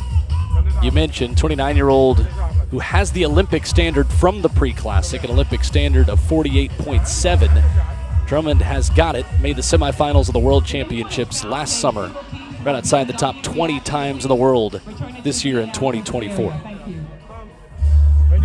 So those are the three main characters in this story. Olympic standard again of 48.7. That is within reach for Shaquem Hall-Smith and Aldrich Bailey. Shaquem Hall-Smith has not run that, his personal best 48.79 we mentioned, but oftentimes you get that one big personal best, a second one follows right after it, and we think these might be some pretty fast conditions tonight here in Nassau. Yeah, I think so. I mean, if you look at the flags around the stadium, they are blown with a little bit of a headwind on the back stretch, but that's much better than having a headwind on the home stretch when you're more fatigued. So these guys will know how to control their run through the wind on the back and still have a lot coming home. So yeah, the temperature's perfect. It's not too hot. The sun has set and it's starting to cool off a little bit, but it's certainly never going to reach what we would call cold. Yeah, right. So considering the amount of events you have done, I've got to ask you the basic track and field question as we watch the 400-meter hurdles. Is this the hardest event in track and field? Oh, boy. I say yes. Okay. I do think it is. I think everyone comes down to this or the 800. Right. And I've only run an 800 once or twice in my life. And Thankfully, me too. I don't care to remember those, but I've done a bunch of 400 hurdles, and I remember finishing an 800 and thinking, oh, I had more to give. I've never finished a 400 hurdle race and thought I had more to give. Fair enough. I'm putting you on the spot here. You might be betraying some friendships maybe you have in events or athletes that are doing the 800 and not the 400 hurdles, but I don't know. You come up here in the booth with us. We're going to put you on the spot. We're going to put that knowledge to the test. That's okay. I can apologize after. So. All right, we're about ready for this men's 400 hurdles. You can definitely feel the atmosphere picking up in the stadium. You know, no one ever accused the Caribbean people of being on time, so you know, the 6 o'clock start time is more an idea. I don't know which friendship you're just betrayed more, 800 runners or Caribbean people. No, they know it. They know it. I'm not telling them anything they don't know. Paul Doyle making no friends tonight here at the NACAC New Life Invite. And here is our full field in the men's 400 hurdles. Malik Smith is in lane number 3, representing the Virgin Islands. Representing the Virgin Islands, he's a two-time national Just saw Gerald Drummond running in lane number 5, the winner of the Prefontaine Classic that earned him the Olympic standard. That is 48.7. He ran 48.56, just off of his personal best of 48.11. Lane 4. The hometown hero, Shaquem Hall-Smith of the Bahamas, the 3-time defending champion of this event, representing the Bahamas in lane number 6. Aldrich Bailey of the United States, looking to improve on a season's best of 48.82 that he ran at the beginning of the season at the Drake Relays. And on the outside, you've got Marvin Williams of Jamaica, rounding out this field in the men's 400-meter hurdles. Our first individual event on the track tonight. Over the next 2 hours, everything from 800 and down. And a couple of 4x4s as well. Looking forward to a fun night here at Thomas A. Robinson Stadium at the NACAC New Life Invitational. Our first gun of the evening is imminent here in our first individual event. Yeah, we're starting off with a saucy one here with the pre-classic champion versus the Edwin Moses champion. So looking to see this. Shaquem Hall-Smith, the man with a personal best a few weeks ago. You will hear the roars as long as he leads from the fans here at the Bahamas. If he runs this race like he did in Atlanta a couple weeks ago, he's going to be out the whole way. He was in lane 8 and never saw another person in the race. Now at least he's got 2 people outside of him. Hopefully runs his own race still. Shaquem Hall-Smith sandwiched by Aldrich Bailey and Gerald Drummond. A clean start of the men's 400-meter hurdles, and over that first barrier, it is the hometown hero in Shaquem Hall-Smith out to the early lead. Down the back stretch, looking very strong, already making up the stagger on the American. Bailey to his outside, halfway home. And you see the long strides of Shaquem Hall-Smith now being caught a bit by Aldrich Bailey to the outside as Bailey simultaneous over the hurdles with Hall-Smith. They make the turn for home, and on the outside, it's the American Aldrich Bailey with the advantage, followed by Hall-Smith. Drummond rounding out the top three. This is still anyone's race. And the pre-classic winner, Drummond, with some speed late. He won't have enough to catch Aldrich Bailey, who takes the win. That's an impressive run by Aldrich there. Very consistent this season. He's been cranking out high 48s, low 49s pretty consistently. Looks like Shaquem Hall-Smith had a little bit of trouble at some of the hurdles there, had a big reach at hurdle number 7, which not only slows you down, but it kills your momentum.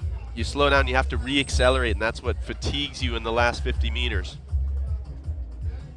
And I noticed Drummond actually had a couple of issues as well, chopping his step at a couple of the hurdles. So AJ Bailey took advantage of that, ran most consistently, and took the win. 49.47, Drummond second in 50.02, and Shaquem Hall-Smith rounding out that top three. And you see the difficulty of the 400 hurdles that we were just talking about a minute ago. This is always a difficult interview to do after a win. Yeah, and AJ Bailey, or Aldrich Bailey, as most people know him as, I knew him as AJ before, he was a 400 runner and decided to convert to the 400 hurdles. One relative of his was Tanja Buford Bailey. Tanja Buford Bailey is his aunt.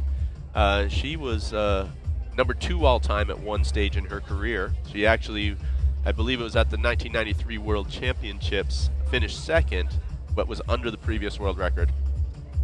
So let's say hello to the third member of our team, Philippa Arnett-Willie, who is downstairs with our winner, Aldrich Bailey. It's okay. I'm happy that I'm back to be able to come here to the Bahamas. I haven't been in a while, and I was really good friends with Chavez Hart. I love my boy. I don't know if you guys can see, I got him on my sleeve. So I'm happy to come back, race in the Bahamas, and see this beautiful country. That's awesome. So again, we're here with Aldrich Bailey. So Aldrich, tell us what's your plans now between now and June 30th? How many more races? What's next? No more races. I was just trying to get one more rest buster before the trials, but we're going straight to trials. Trials are in 11 days for me, so get ready for it. Okay, well, awesome. We're going to wish you all the best at the trials and hope to see you Road to Paris for Aldrich Bailey. He's your champion here, the New Life Invitational here in Nassau, Bahamas, with Chavez Hart on his arm. 242 to the world. Philippa, Aldrich Bailey taking the win. And that was a nice tribute. I was unaware he was wearing that on his sleeve. Chavez Hart was a former Bahamian athlete that was killed in a car accident, I believe, a couple years ago. Real nice guy, and it obviously was friends with Aldrich Bailey, and that's a really nice tribute coming here. Chavez Hart. We lost Chavez last year. So the men's 400 hurdles transitions us now to the women's 400-meter hurdles. As the crowd will hear that story as well. We just heard from Philippa and give Aldrich Bailey some love as well. Yeah, and I apologize. It was not a car accident. It was that he was actually shot and killed in 2022. But yeah, he was a real nice guy. I think he was just caught in the mix of something he was uninvolved in, and obviously came away very unlucky.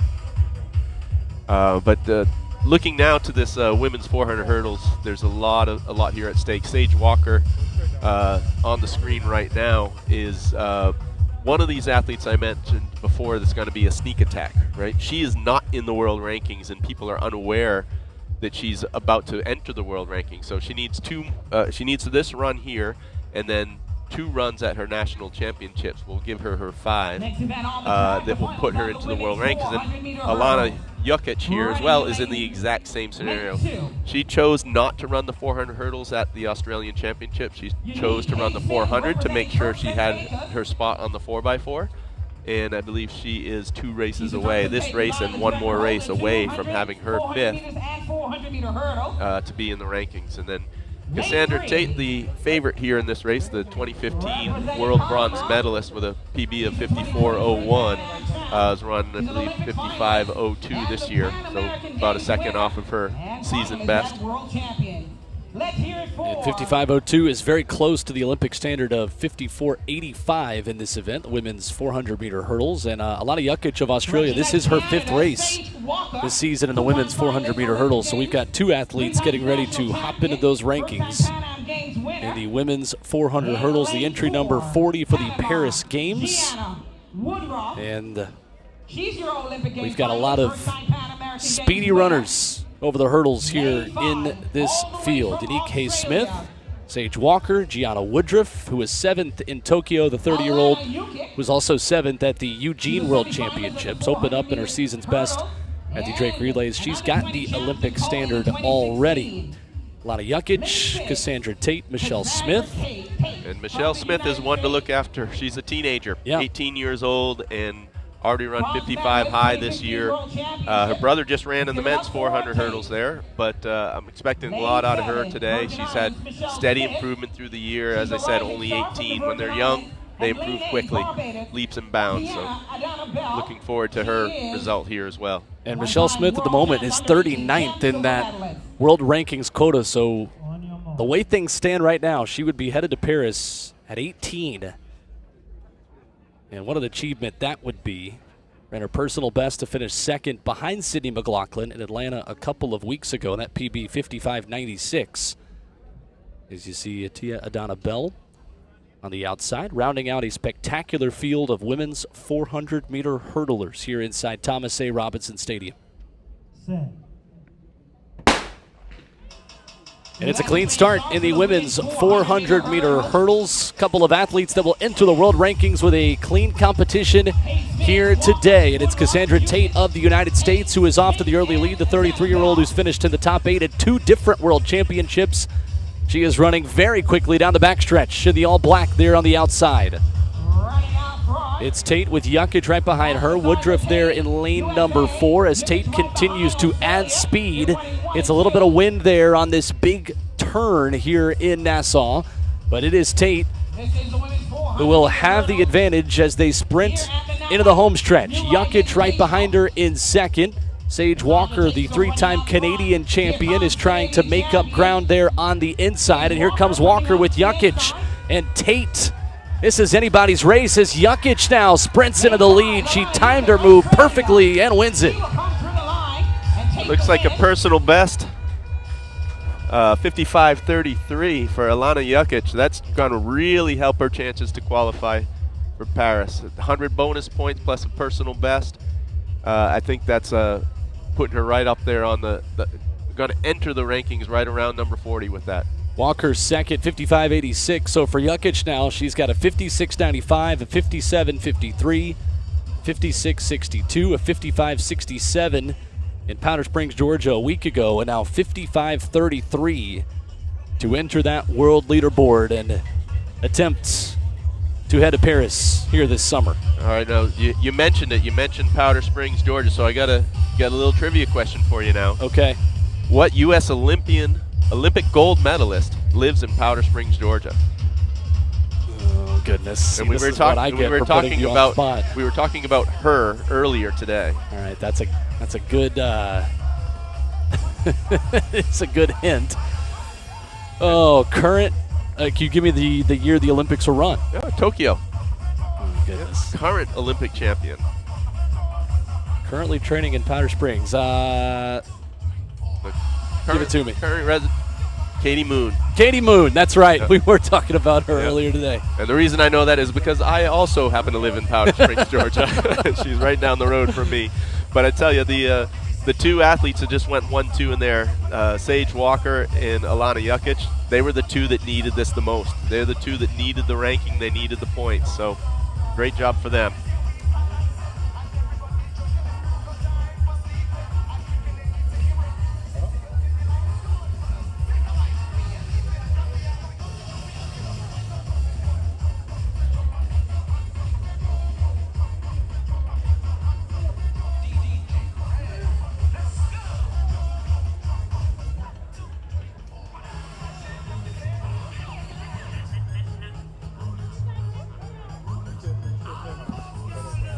So that is the women's 400-meter hurdles. And coming up next on the track, we will have the men's 400, and that will be at 7:45 coming up in just a few minutes. And a special shout out to our volunteers who are getting the hurdles off the track and keeping things moving very quickly here in Nassau. I love the weather as much as it's humid, but I love the atmosphere. I love how everyone gets around each other. And it's So lots more still to come here from Nassau. We've got a couple of field events to tell you about that will start in just a few minutes. 400 on deck. A quick break in our coverage here from Nassau. It's the NACAC New Life Invitational rolling right along here on a Sunday night.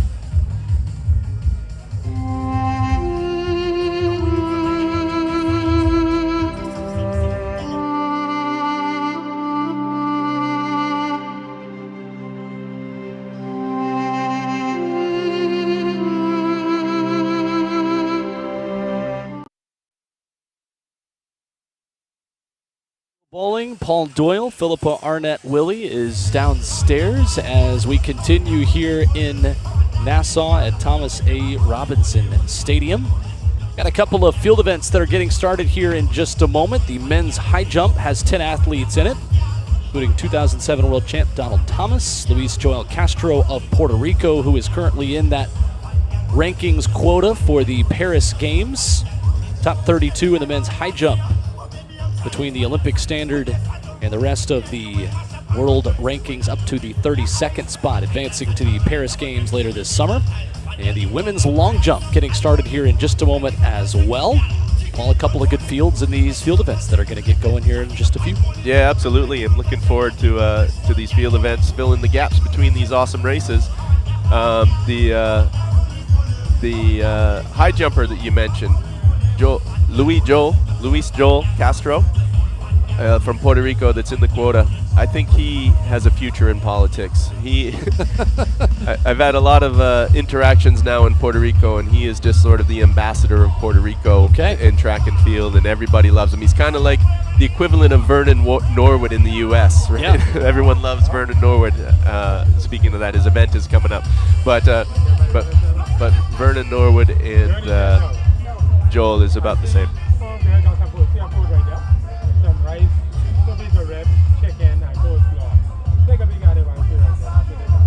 So the field events getting started here in just a minute. The men's high jump, the women's long jump. Tasana Hickling of Jamaica, 26-year-old three-time national champion, headlines that field. She is the defending Jamaican champion, and she is just outside of that rankings quota in the women's long jump. And that full field of 8 that is warming up close to the big crowd that is on hand here down the backstretch.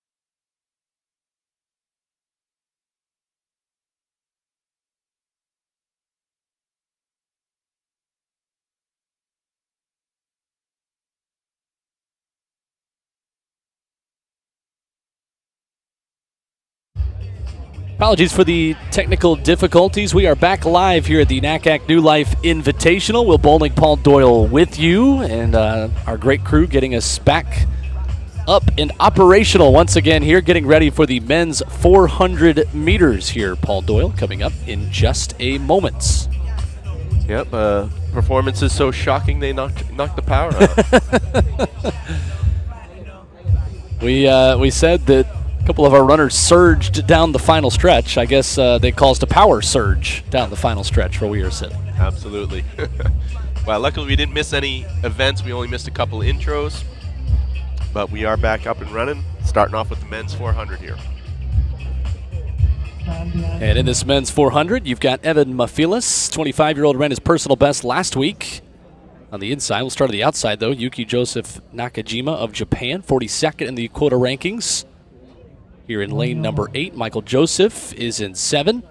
Emmanuel Bamadele of Nigeria ran the Olympic standard back in August of 2023. His season's best is 44.88, the 2023 NCAA outdoor champion at 400 meters and 4x400 for the Florida Gators. Alonzo Russell in 5, Runa Desharna in 4, Daquan Butler in 3, Ezekiel Suarez rounding out that field in lane number 2. Set. Off and running in the men's 400, an Olympic standard of 45.00. And a clean start there, lane number 5. We're looking at Alonzo Russell of the Bahamas with Emmanuel Bamadele of Nigeria running very well in lane number 6. Down the backstretch they go. It's Bamadele, the 2023 NCAA outdoor champion, the Florida Gator with a headband on, running around the curve. And this is still anybody's race. They will make the long turn right here for home as Bamadele battles with Alonzo Russell to his inside. There's Desharna. And way on the outside, Nakajima of Japan will lean at the line and take it. Yuki Joseph Nakajima with a very strong finish, 45.49, just ran into our picture and ran over the line first. Great run for the LA-based Japanese athlete. Had some difficulties traveling getting in here. Happy to see him take the win despite a little bit of fatigue in his legs from difficult travel. But long way to travel. Didn't come from Japan, but came from LA, which isn't that much closer. A great finish there. So Yuki Joseph Nakajima, who is currently in that world rankings quota that would get him to Paris with a 45.49. That won't be one of the best 5 marks for him as he prepares for hopefully a Paris Games. But sitting right there in that top 48, that would send him on to the Olympics later this summer. Throwing third, representing Jamaica.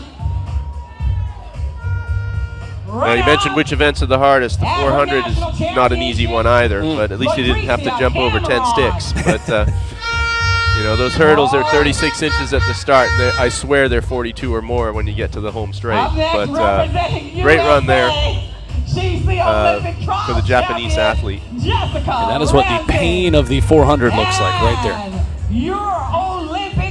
I always hate to have the next event on the track and witnessing what they're about to feel. You know?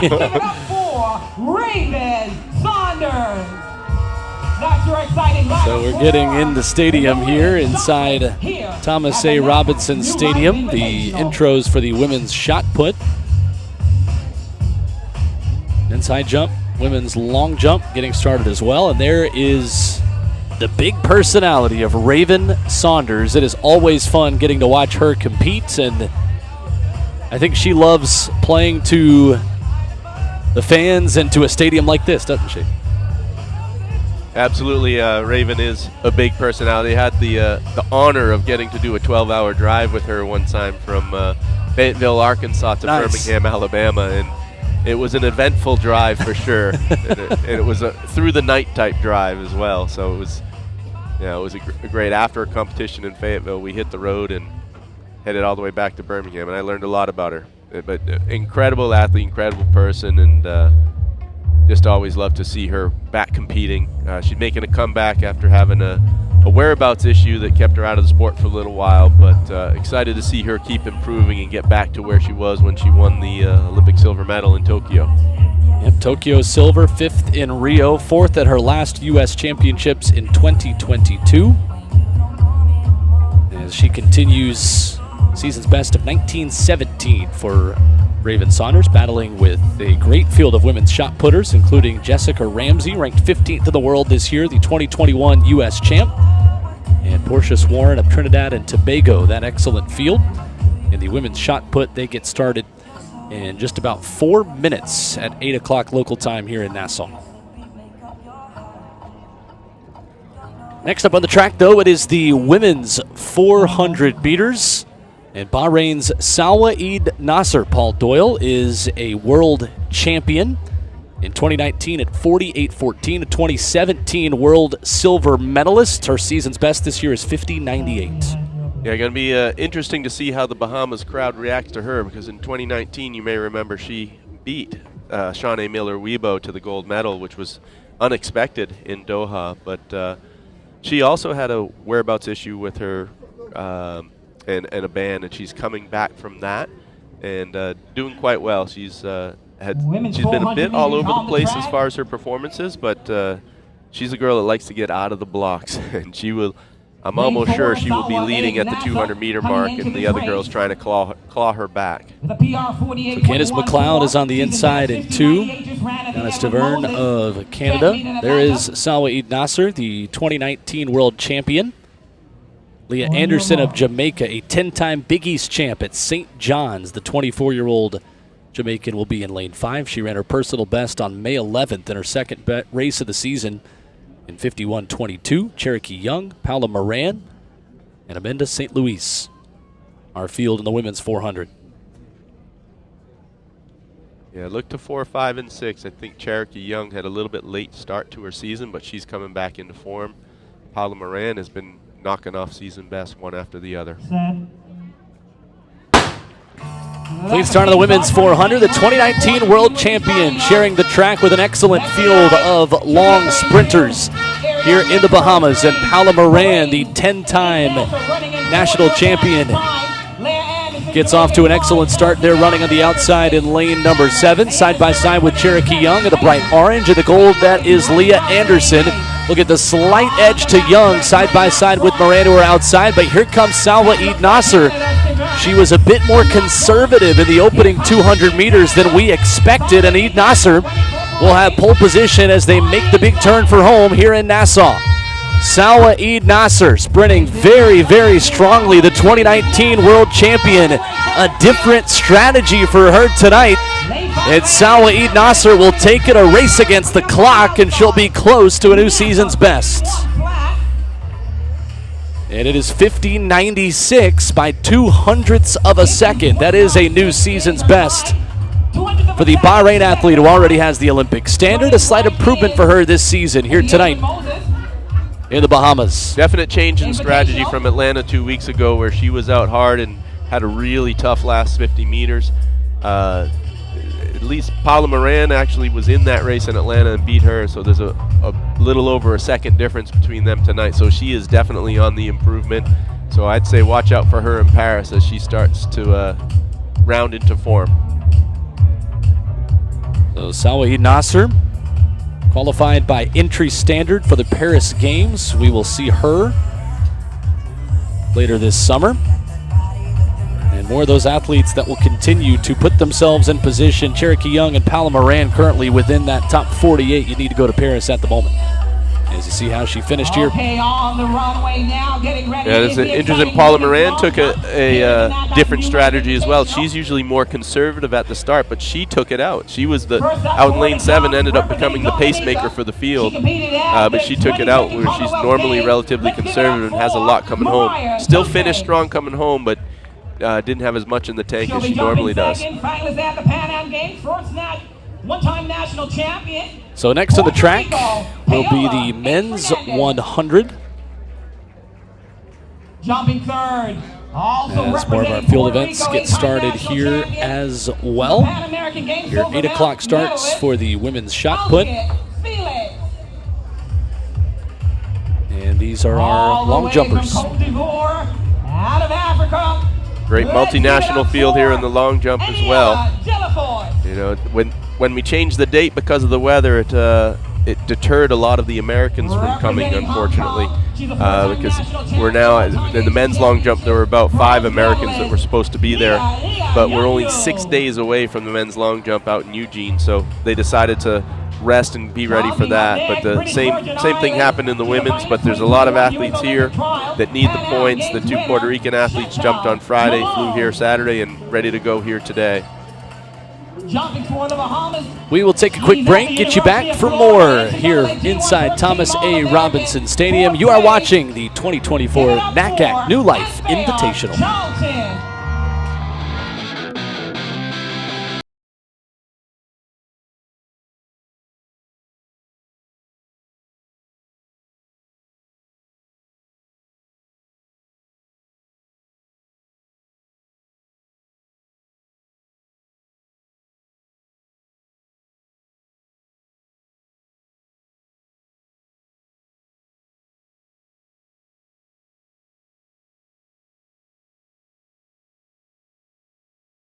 Well, Paul Doyle, that makes me want to go sit on the beach here in the Bahamas. Maybe ride a horse. Absolutely. Lenny Kravitz, I think he'll be out there, I'm sure. You go horseback riding today? I did not today. I did nothing but prepare for this meet today. But yesterday I did have a little chance to at least hop in the water and go for a swim. Well, here on the track, we have got lots of action still to come. And here is Raven Saunders, the women's shot put, getting started. Solid first row for Raven there. I think the COVID pandemic started a fashion trend for Raven. She stuck with it. And her masks have become more and more elaborate. So I haven't seen this one yet, the one that goes over the eyes, but this is, it's sort of become her trademark now. But love to see her always out here competing. Here you see the early schedule of events here in Nassau. There are currently 3 field events in motion now. And that is Trinice Hamilton, Dominica. And the second half of our schedule, we've got 2 heats of men's hundreds, followed by 1 heat on the women's side. 1 distance event, the men's 800, coming up in just under a half hour. And then as the sun totally goes down here in the Bahamas, you will get some twilight sprinting. A big 4x400 for a couple of teams, and hundreds and 200s only after 8:40. And it is incredible, Paul, how late it gets dark here, because sun still has not completely set. We're kind of in the twilight area of night here at 8 o'clock, and still got a little bit of light left. Yeah, absolutely. I think we're about 186 miles east of Miami. Yep, not to be exact. But so you figure, I don't know what that gives us, an extra 20 minutes or so of sunlight. But yeah, we've got the great lights out here anyways. I always love the twilight hours, and as things calm down, it's my favorite time of day, and I think it's also the time of day you get the best performances. So hopefully that's going to continue tonight. I do notice that the flags are, every one of them is pointing in the right direction in the stadium, so we should have a nice little tailwind for all the events, but not too much of a tailwind, I think. I think it looks like it will stay under the legal limits. So looking forward to some fast sprinting. Always a very big deal as a high school runner, the first time you go from every meet is at 9 a.m. or at 10 a.m. and then all of a sudden you're asked to run at night for the first time, was very exciting for a young 16-year-old Will Bowling at one point. Oh, absolutely. So those lights are on, and it is almost time for some men's hundreds. And our excellent group of volunteers will take the blocks down there. And we're going to see in the second heat of that men's 100, Wendy McCoy of the Bahamas, who was 6th at the NCAA Outdoor Championships for the Florida Gators, the 2024 SEC Indoor Champion at 200 meters. A lot of young, either collegiate stars or recent collegiate stars in this men's 100, and programs like Florida who have recruited this area of the world very well. Oh, absolutely, and it's paid off. I know last week Coach Holloway won another title and another runner-up position. They won the men's title with one of the lowest point totals ever. Right. And then very competitive. Yeah, and then we're second place in the women's to an incredibly strong Arkansas team. Chris Johnson and his brother Boogie Johnson doing an incredible job there with the sprinters and hurdlers. 4 women on their squad under 50 seconds, which is unbelievable. The girl who finished 4th ran a time that would have been the collegiate record just 3 years ago. Crazy. Yep. And they smashed the record in the 4x4, as you might imagine. Oh, yeah. It is incredible. It does seem like Arkansas and Florida are those 2 NCAA teams that consistently recruit in the Caribbean better than anybody. Yep. And those are the 2 teams that are consistently winning more championships than anybody as well. Yep. Throw LSU in that mix, Absolutely. too. Yep. Good yeah, call. Yep, they've got a lot of Jamaicans on the team through the years at LSU as well. This is Tiffany Huey in the long jump. I know Tiffany's not her official name on the sheet, but that's what she goes by when she's talking to Americans. Huey, the 5th jumper in this field of 8. Chantel Malone will be on deck, 32-year-old who was 7th at the 2017 World Championships for the British Virgin Islands. Coached by Dwight Phillips in Atlanta. Dwight Phillips, former 4-time world champion and Olympic gold medalist in the long jump, so he knows a thing or two about the long jump. Got a great squad of women long jumpers down there. I will remember that the next time you ask me which coaches out of Atlanta. Obviously, I already knew the Dwight Phillips one. I've met him and watched him coach in Atlanta before, but got to be ready for your trivia the next time you throw something out. That's right. So here's Chantel Malone. Season's best for her is 6:53. Not a bad jump, just at the back of the board. And a legal start for Malone. She's well over 7 meters at her best back in a few years ago when she jumped. I believe it was 7:08 in that range there. But so lots of talent there. Long legs can tend to lead to long jumps, so she certainly has that. Here you see the perfect picture of our setting here inside Thomas A. Robinson Stadium in Nassau. National Stadium right next door where the World Relays were just held. Anthea Charlton of the Bahamas is up next. And here you go, another Florida Gator. Another Florida Gator and another trivia question. Who is her sister? That would be Devin Charlton. You are correct. Devin Charlton. Got one right. The world record holder in the 60-meter hurdles and world indoor champion this past year. 4th at the NCAAs. Anthea Charlton. For the NACAC New Life After Chantel Malone opened up in 6:07 just a moment ago. And a clean jump for Charleston on her, or Charlton, I should say, on her first jump. For the men. That will be followed Yeah, by that Charlton the family is incredibly involved in track and field here in the Bahamas. That will be an exciting lineup as well. The mother and father both coaches. Actually, the mother, Lauren, was The start worked at with your Pauline 100 Davis meter at men. McDonald's when they were both teenagers. Wow. And went on to incredible Finals athletic getting up. feats and administrative careers in the sport.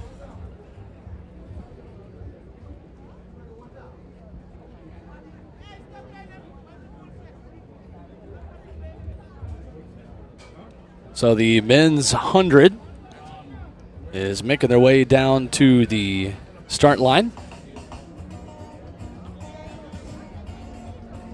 And in the women's long jump,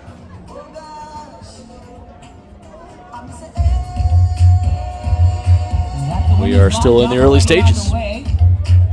Dominica starting off with the jumps. That's Mariah Toussaint.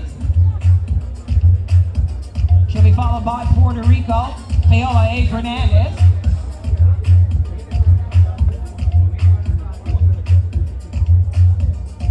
Over in the shot put, there is Jess Ramsey.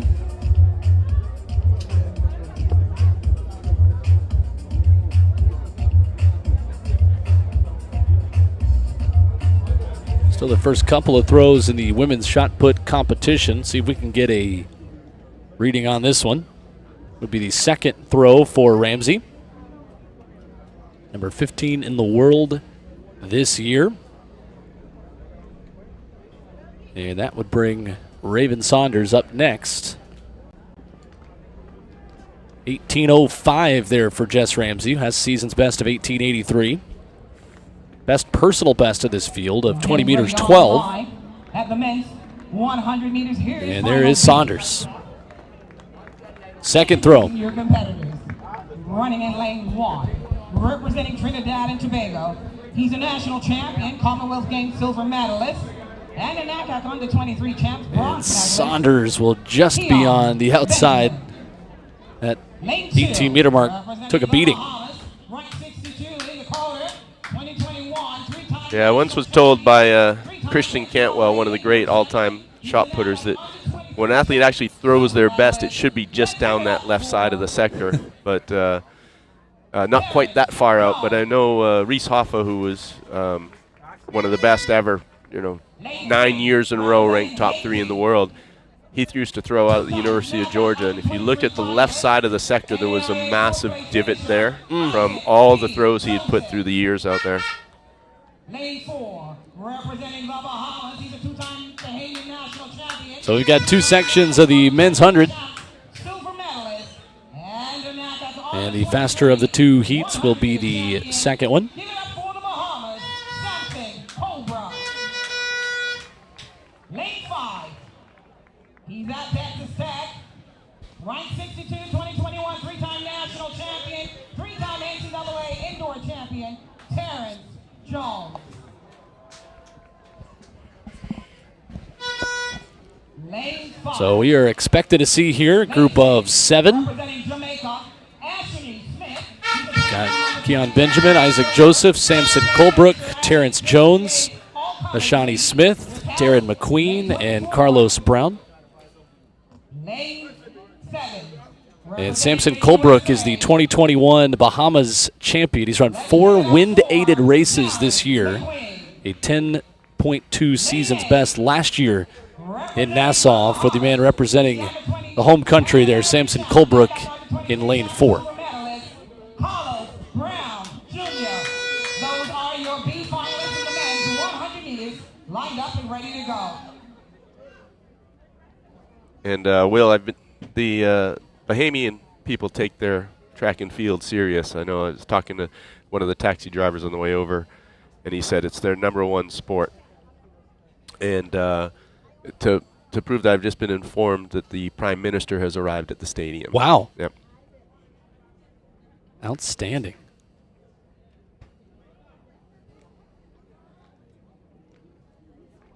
So this is an A-list event at the NACAC New Life Invitational.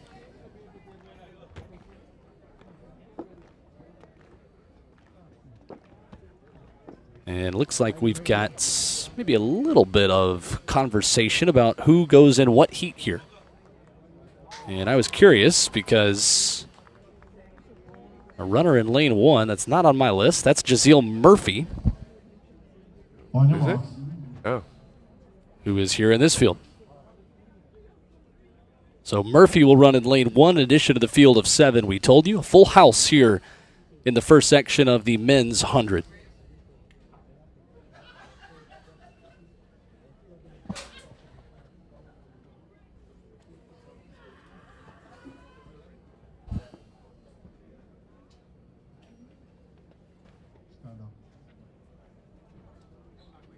No, I think it's A.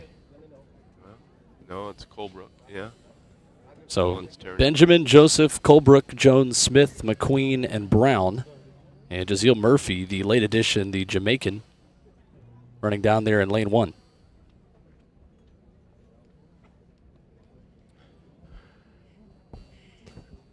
Yeah, I think Murphy set his blocks thinking Yep.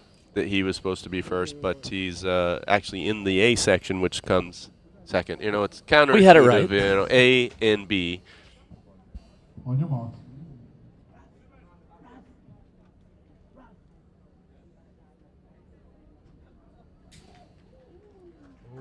So this is B section of the men's 100. Ready to go.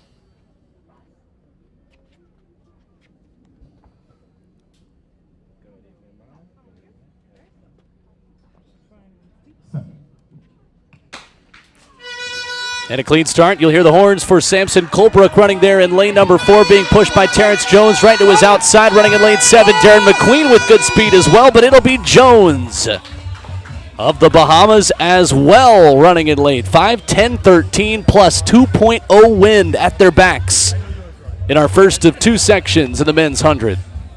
That's a heck of a run for Terrence. Really great top-end speed at the end of the race. You could see it come out. The tall athlete had good rhythm all the way through the finish line, rode a perfect win to what's likely one of the best times of his career. 10-13 for Terrence Jones. His personal best, 9:91, but that is a 2/10 season's best for the Bahamas sprinter, who will take the first of 2 sections here in the men's 100. And here's a second look. Yeah, great run by Terrence Jones all the way through the line. He actually had not a great reaction to the gun, but a decent start. Hit good positions, drove his feet back into the track right from the very start.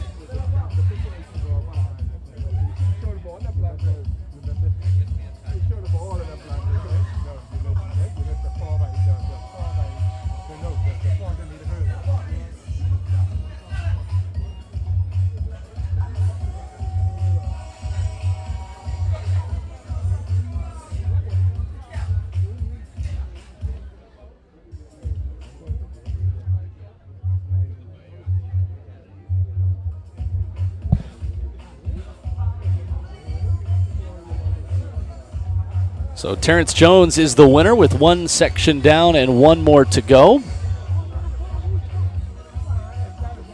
And you'll see some excellent speed, young speed.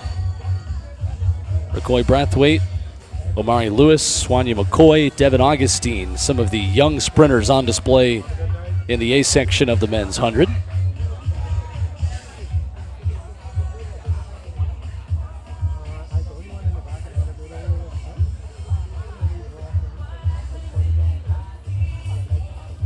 And there you see the 6th place finisher at the NCAA Outdoor Championships just a few weeks ago. Wanya McCoy of the Bahamas running on home soil wearing that Florida Gators singlet. The 3-time defending national team champions in the NCAA on the men's side.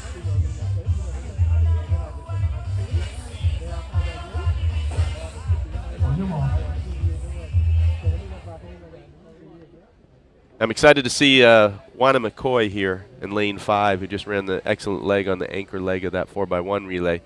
Nice little warm-up for him.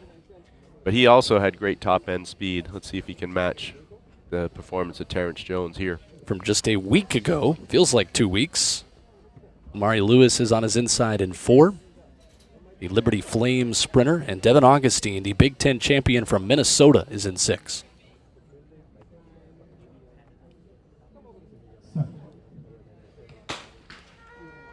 Clean start and a good one in lane number 3 for McCoy Brathwaite. It's even, and McCoy has ground to make up.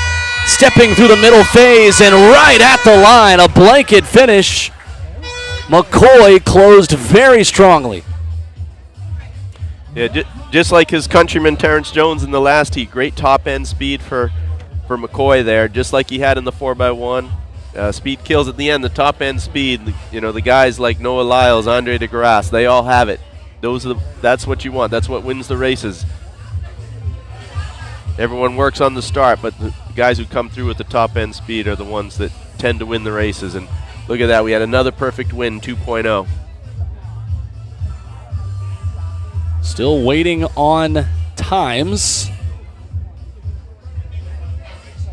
Oh, sorry, realizing that's the previous heat still showing up there with the 2.0. The suspense builds. Well, it was a tight finish. I can just see over my shoulder here, looking at the finish line photo. That's going to take them a little while to sort it out. Yeah, they are still looking at it. I think the first place was pretty clear, but there's a lot of confusion as to the other places. But here's the replay. Yep. About as close as it gets. I mean, take your pick here. Looks like McCoy did just barely get it, and there it is, 10:06. Wind legal for Wanya McCoy, just off of his personal best, but look at how close those results are right after it. Yeah, 10:06, 10:10.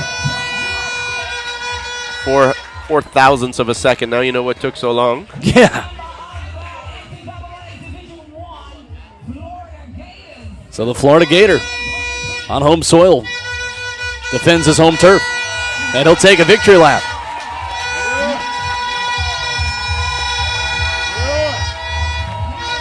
And McCoy is in that world rankings quota. That'll help, certainly. Having one of his best times of the year to add to his list. Now, similar to the U.S. trials, though, he has to come back here to the Bahamas in 2 weeks and run at their trials and still place top 3. But if he does, he will be on the Olympic team. But based on that run, I don't think he should be worried right now. So that concludes the men's 100, and the women are ready to go up next. Right on the outside, Fiordaliza Sofil, Cecilia Tamayo Garza of Mexico, Sade McCreath of Canada, 27-year-old who ran her season's best earlier this week, the 2023 National Indoor Champ at 60 meters for Canada, 65th in the quota places. Vladimir Torres of Puerto Rico, the national record holder of Puerto Rico in 11.2 and 5. Joella Lloyd, who ran the Olympic standard in May, 11th fastest runner at the NCAA champions competing for the University of Tennessee. Camille Rutherford, Anthea Charlton, and Muriel Ahore Demps, the veteran from Ivory Coast, there on the inside.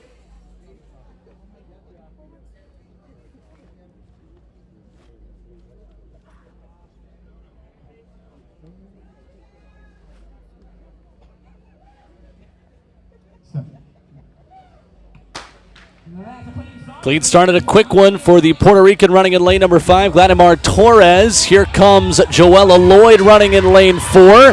Side by side with Camille Rutherford, and Lloyd will take it at the line.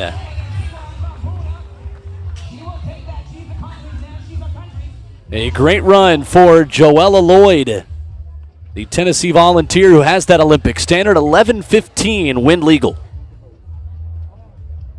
And as you said, great start for Torres, but coming over from Puerto Rico yesterday, a little bit of fatigue in the legs didn't help her finish the race too well. But great performances there. Camille Rutherford in second place, coming up strong. Ahore Demps with a massive season best. Very talented athlete at her prime, but getting up there in the years. But she's been improved by about more than a quarter of a second in that race right there. It came in at 11.3. As you see another look. Renee Sunshine Davis. We ask everyone, please, have a moment of silence. Great turnover and rhythm through the line, 11:14. Great result, 1.6 wind again. Perfect conditions here.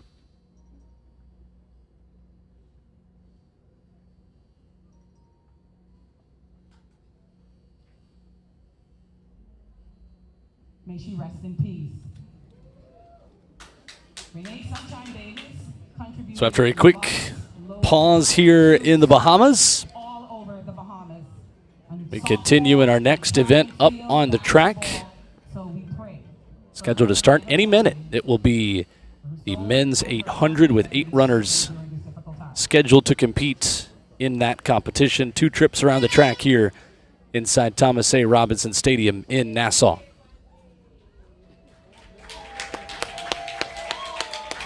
And you hear the crowd cheering as Wanya McCoy comes up here to greet the Bahama royalty sitting over here near us.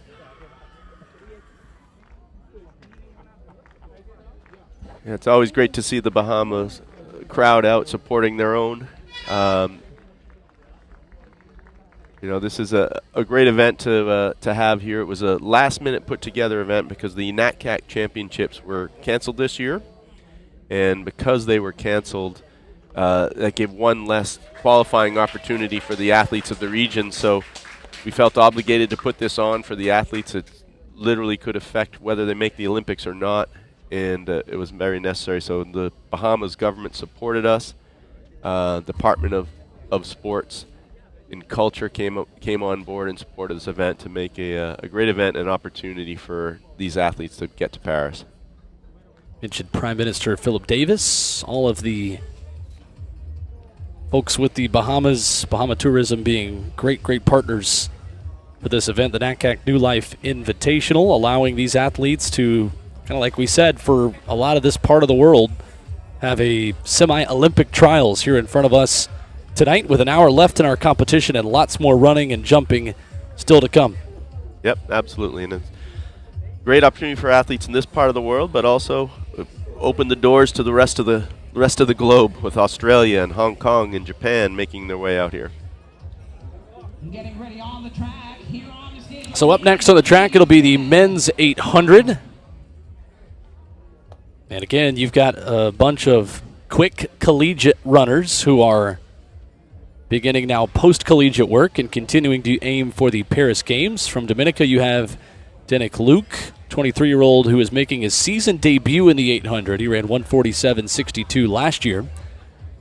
You have Jose Francisco Murcia Cruz, Joel Forbes from the Bahamas, and a personal best that is from earlier this year of 149.29. Olivier Demuel of Canada is a 24-year-old who raced the 4x400 for Penn State at NCAAs. Ran his collegiate personal best in the prelim of his Big Ten Championships run earlier this year, 147.29. There is his Penn State Nittany Lion teammate, Handel Robin, who will be right side by side with a man that he has shared the track with many a time up there in State College. Robin, 46th in the world rankings quota with a best run this year of 146.08 to go with his full season workload.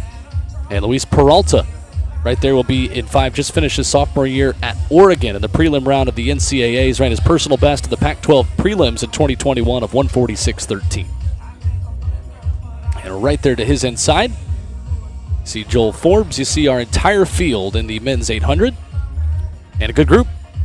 Yeah, absolutely, and we could have the answer to your question, because one name that does not appear on the start list down in lane 2 is Marvin Williams, the Jamaican 400-meter hurdler that's pulling double duty and coming back to run the 800. He will just be the pacemaker, but he might be able to tell you how difficult this event is after running the 400 hurdles. Great point. Yep, but he's supposed to take the field out in about 51.5 through 400 and try and go all the way to 500 meters. Setting this up for a 145 race. Olympic standard 144.7. That's blazing fast. It is. That's the point, but it is certainly. Yeah, it was a couple years ago, World Athletics changed the qualification system, that it's no longer just an A standard and a B standard, and it's not all on times. It has this world ranking system to determine who gets to go. They want to encourage athletes to compete at the bigger meets to get the sport more exposure. So that's the incentive behind it. But it's also made it a little bit difficult for some. There's a lot more. You need a lot more involved in getting the qualification than there used to be. So Handel Robin in that world rankings quota with the season's best in this field at 146.08. Pair of Penn State Nittany Lions going head-to-head here in our men's 800. 84 degrees. Humidity has dropped quite a bit from when we got here this afternoon. It has turned into a pretty nice night with the lights on and the sun down to run quick over a half mile. Absolutely. The sun went down rather quick. It did. And it got pretty dark here, but these lights are beaming as you know, this is the warm-up track, so they haven't really spent a lot of time keeping the lights up. So the past 2 days, the workers have been out here replacing light bulbs and making sure we have enough lighting out here. And it looks excellent.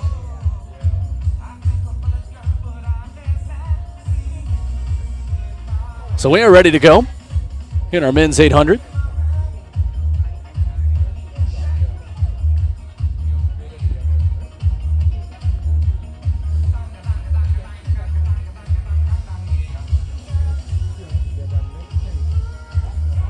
trying to figure out what the delay is here.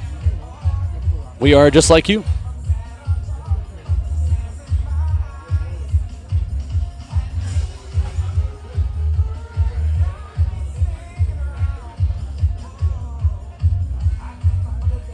And it looks like we need cones set up after they break in down on the backstretch.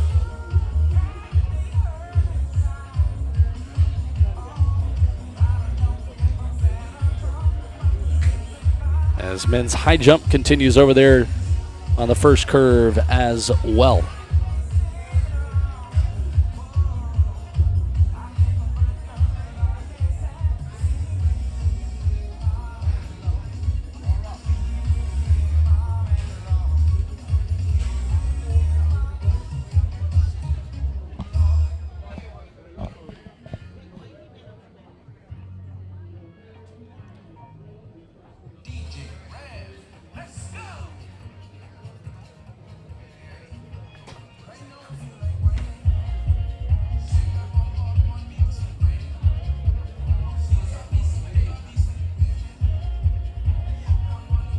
So these runners will try to stay loose here for a momentary delay.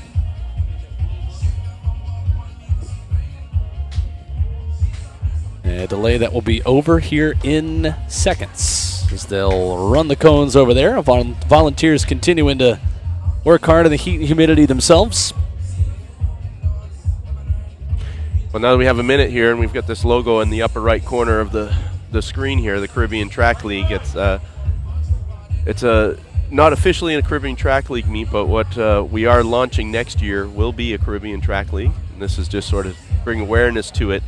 We're hoping to have 6 meets across the Caribbean through April and May. Island hop from Wednesday to Saturday with different competitions, and we've interest from Cayman Islands, Puerto Rico, Bahamas, Jamaica, Grenada. So quite a few possibilities. Even Guadeloupe and Martinique have expressed some interest, and those are the meets 25 years ago when I started as a manager that I first went to, and there's always been incredible meets in the Caribbean. The most passionate fans in the world come out in these Caribbean meets. But there's never been any structure to the competitions here. So what we're trying to do is bring structure to it, get everybody working together, develop a whole league with a point system and all that, and get that off the ground in 2025, leading to the 2028 games. I love it. And someday we have to host an Olympics in the Caribbean. That's right. Oh my gosh, could you imagine? I think it'd be tough tickets to get a hold of. Oh, wow. Because I think everyone in the world would want to make their holiday around it. I mean, this stadium that's right next to us would just be absolutely packed to the brim of fans from all around the world, and especially this part of the world. Yep.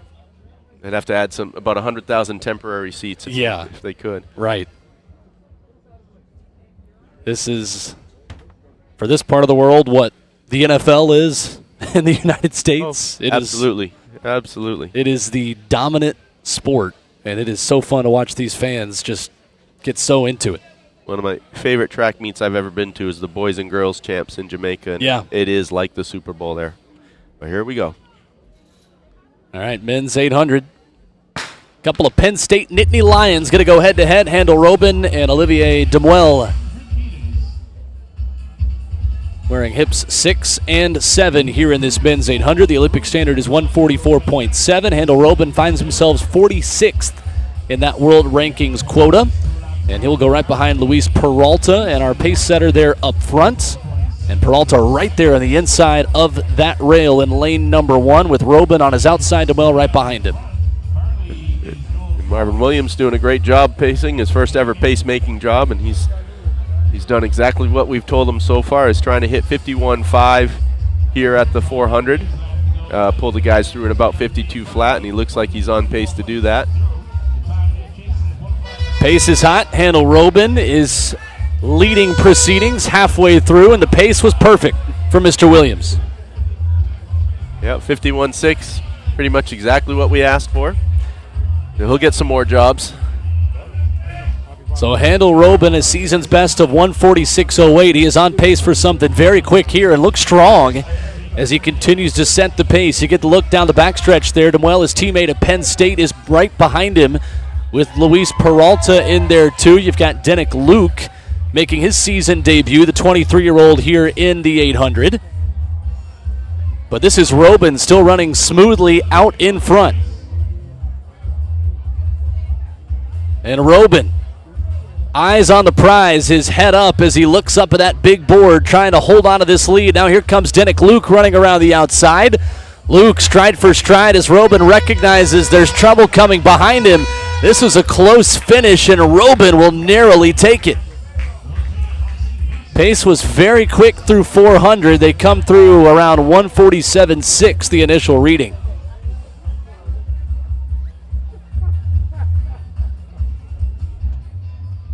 Well, these guys are all still on their feet, and the 400 hurdlers were on the ground. That might 400 hurdlers. Yeah.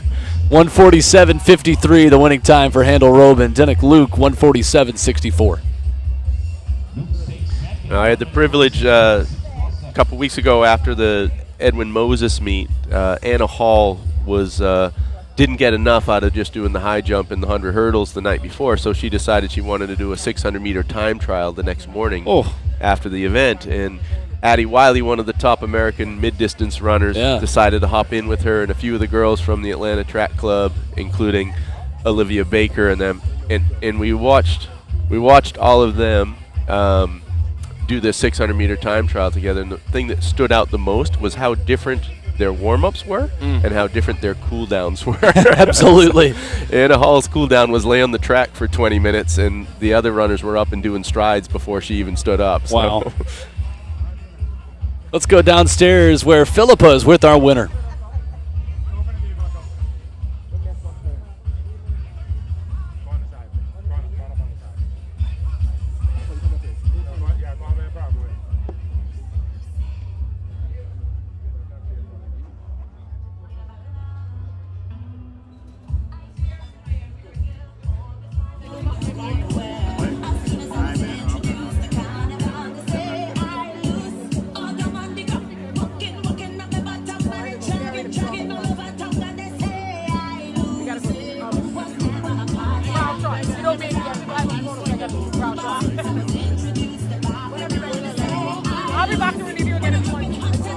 Guys, for the technical difficulties there.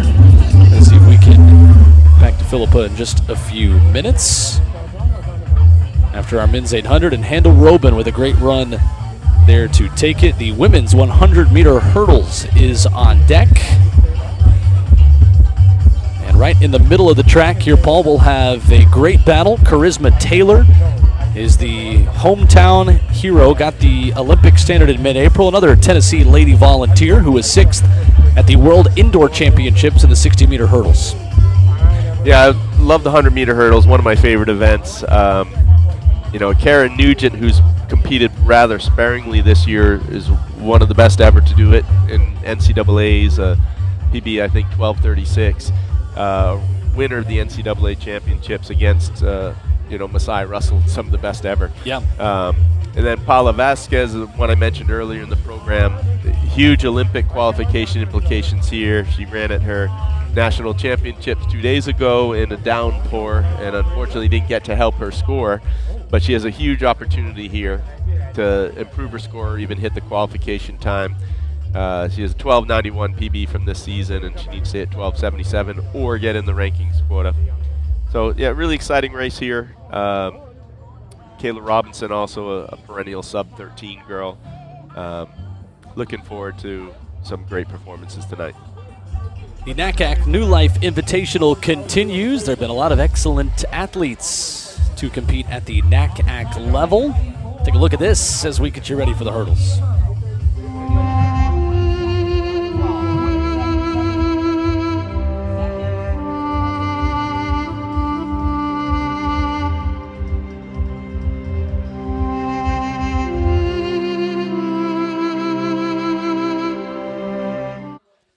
NACAC New Life Invite continues with the women's 100-meter hurdles. The three-time NCAA champion for Arkansas, including last year outdoors, Akira Nugent running in lane number 6, representing Jamaica. She ran her season's best earlier this year of 12:52 into a headwind in mid-April.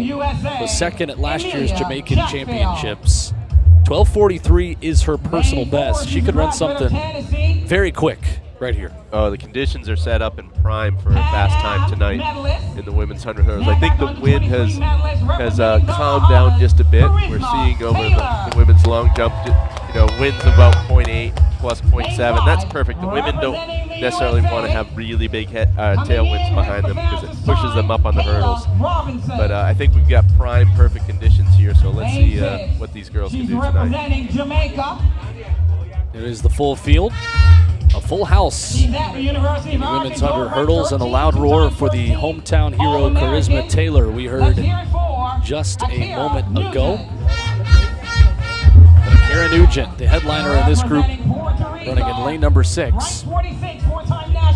And Paula Vasquez, the 4-time Puerto Rican champion, including the last 2 races in this event, ran her personal best on April 20th at 12:91.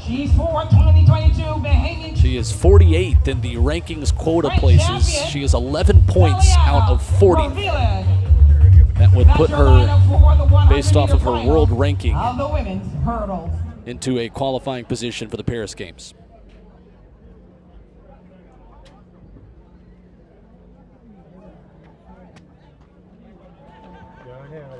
And the time that Paula Vasquez is trying to replace is 13:44 in her 5 average in the qualifying period for Paris. That should be well within her reach in these conditions.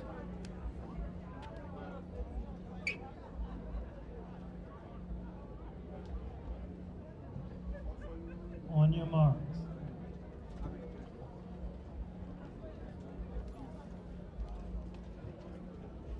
So Akira Nugent of Jamaica, the runner to watch in 6, the 3-time NCAA champion for Arkansas.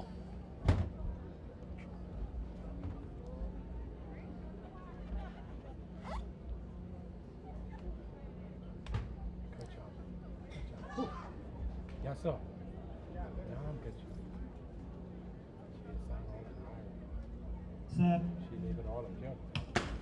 Clean start of the women's 100-meter hurdles, and first over that first hurdle is Charisma Taylor, but here comes Akira Nugent, the 3-time NCAA champion, makes it look easy. Initial reading is 12:05 for the Jamaican, and it is 12:54 for Nugent, just 200ths off of her season's best. Very solid run there, even eased down across the line. She's got to be happy with that performance. Going into the Jamaican trials, she's primed to make the team. Just really sharp race here. We'll have a quick interview with Akira Nugent. Right foot leading the way, followed by the left. Taylor was second. Paula Vasquez does improve 13:16, so that will go in there instead of the 13:44 for her 5-time average. That will raise her up the rankings perhaps just a little bit. And in the women's 100-meter hurdles, it is Nugent. Like we thought might happen. Who takes it?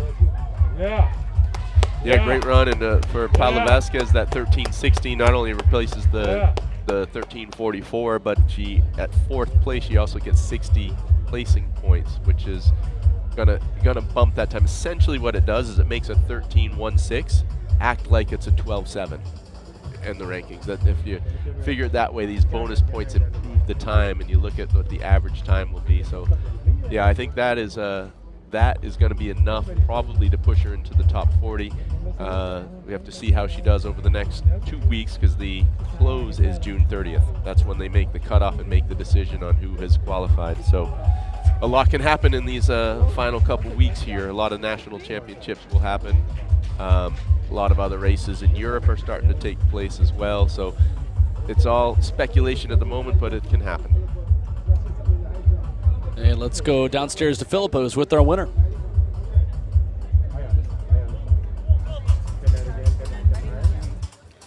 Okay, I'm here at the NACAC New Life Invitational here with Akira Nugent. She's the champion here at the Invitational. Akira, tell us, how do you feel? You were the NCAA champion in the 100-meter hurdles. So tell us, how do you feel here in the Bahamas? I feel like I'm in really good shape and I'm where I need to be. I just needed to get another hurdle race in before the trials. So I'm pleased with my time and my performance today.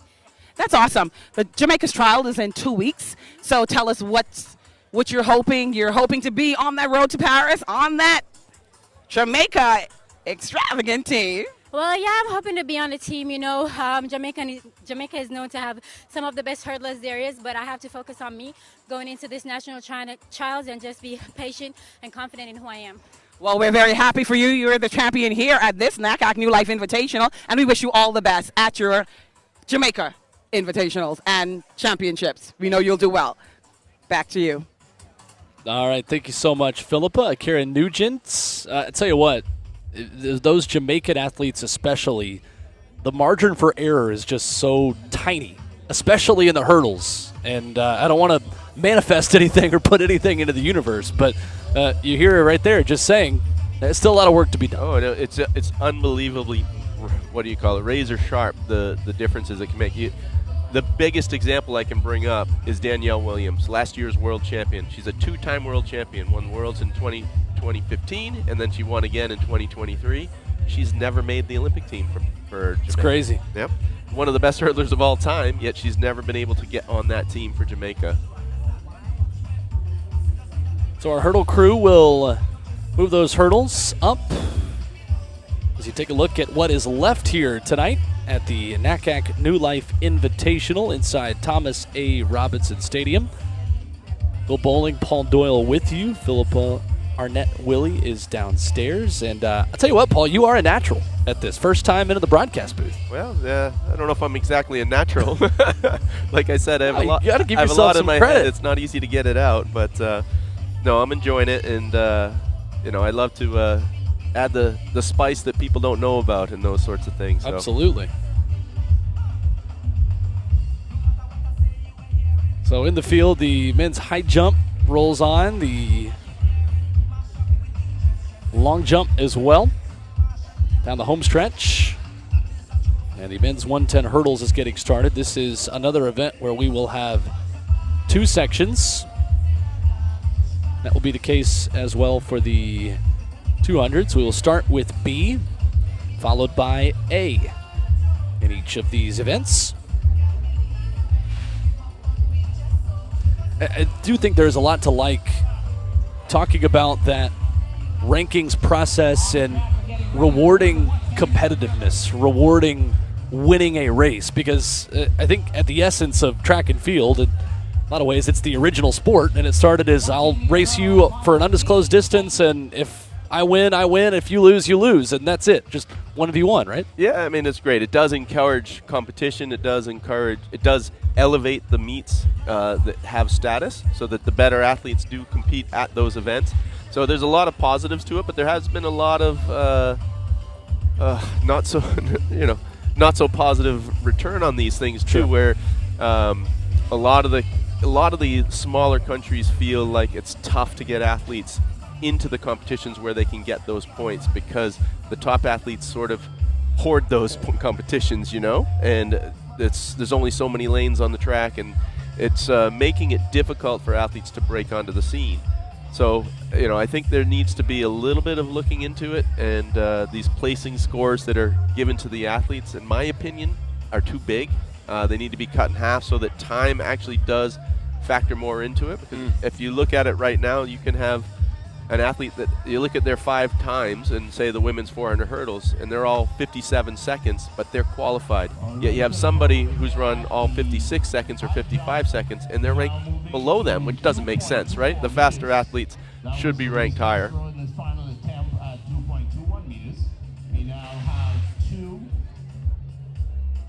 Yeah, it is certainly a delicate process. You talk about the smaller countries having more opportunities for competition, hence the Caribbean Track League. Exactly.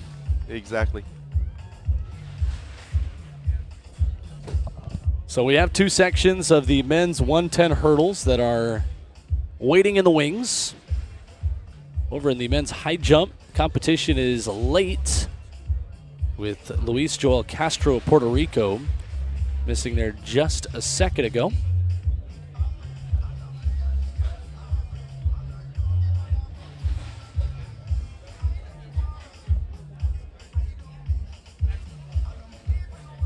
There's women's long jump and Mariah Toussaint of Dominica.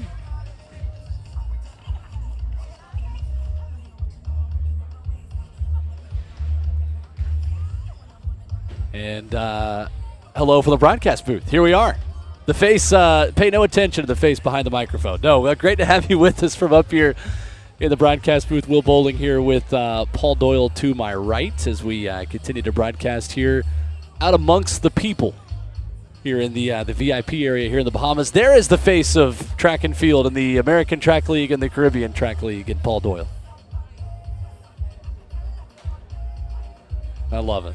Yeah, just getting some instructions from Michael Serralta out of Puerto Rico. He's the NACAC technical director. And because of the power delay that we had, we've got a little bit of a late start, and we want to keep the men's triple jump in the window. So we're going to delay things a little bit, but there's still going to be plenty for us to talk about. All right. You're always working with the headset on, with the headset off. That is the understatement of the night. Well, learn to multitask in what That's I right. do. Donald Thomas, he wants the crowd to get involved and clap him on up. This is his first attempt at 2.24 meters.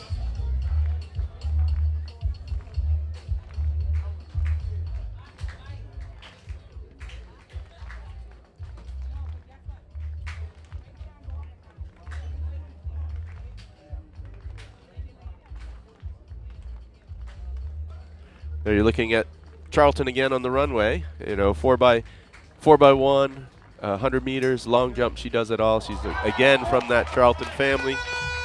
You hear the roars of the crowd. Actually, for Donald Thomas, that's right. High jump, 2007 world champ, 7-time Bahamas champ.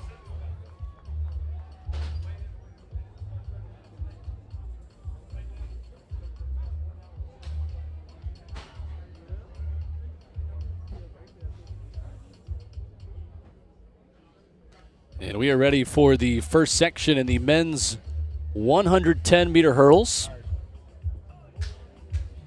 As we take a look at this field. Up next is Raymond Richards of Jamaica. His second First of two sections. Got Wellington Zaza running there in 2. Jonathan Santiago of Puerto Rico right to his right. Devontae Vanterpool of the United States. Xavier Coakley, Jamal Wilson.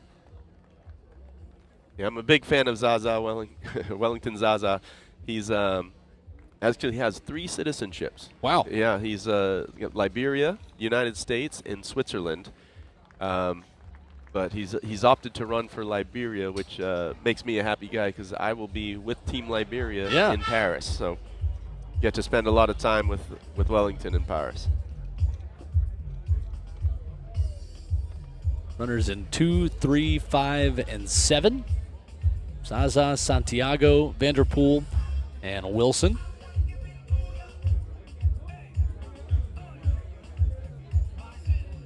And our starter is getting things ready.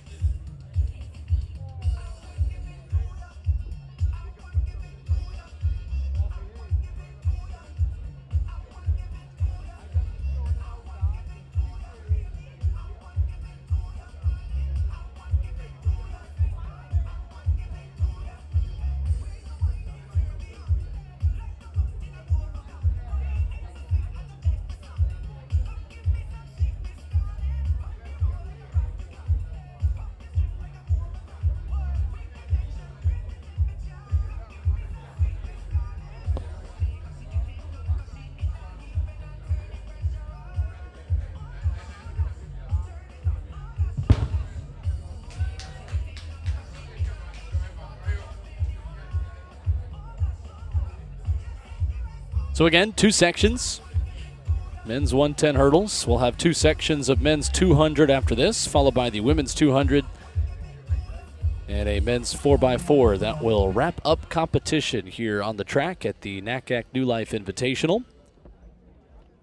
This is the opening section, the slower of the two heats of the men's 110 hurdles.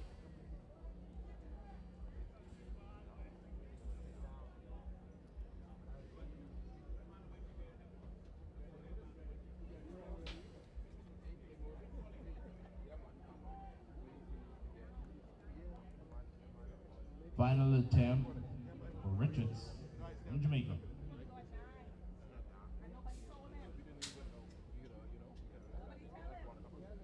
Set.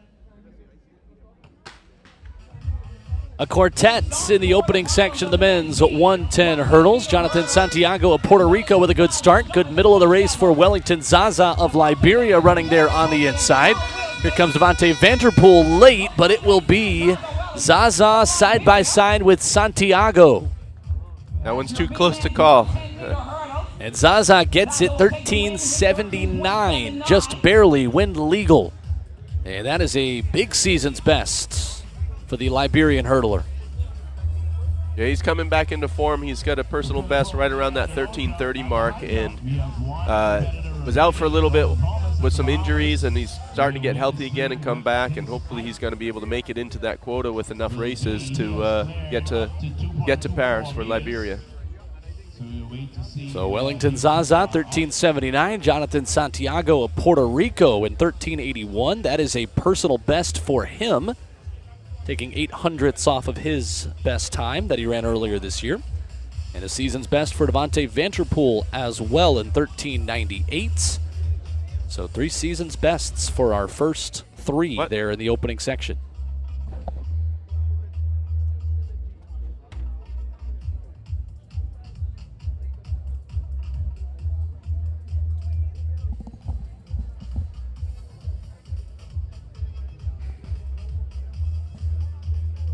So our faster heat of the men's 110 hurdles is on deck. Top 40 in the rankings quota. That's where you need to be in order to move on to Paris. Olympic standard is 13:27 in this event. Good field here. Yeah, absolutely. Looking to see Damian Thomas improve his season best. He's a 13:11 personal best, so the fastest personal best in the field. He's made the Jamaican Olympic team the last time, as we just talked about how difficult that is to do. He actually beat the Olympic champ at the trials, which is impressive. But he hasn't really found that form for a little while now. He had a great indoor season this year, won many races over in Europe, which he hadn't done yet, and has come back this outdoor season, had some calf injuries pop up. He was in Bermuda in the warm-up area and did a start and caught a calf cramp, and you know, you hit the meat of the season, you try and come back too early and you set yourself back again. So that's what has happened to him. So this is his first race since April. So coming into the Jamaican trials, he's going to need to find some form rather quickly. He will be in lane number 8, running there on the outside. Rasheem Brown will be right to his inside in lane 7. He is 66th on that quota list. 24-year-old hurdler who started his career at North Carolina A&T, finished at the University of Tennessee.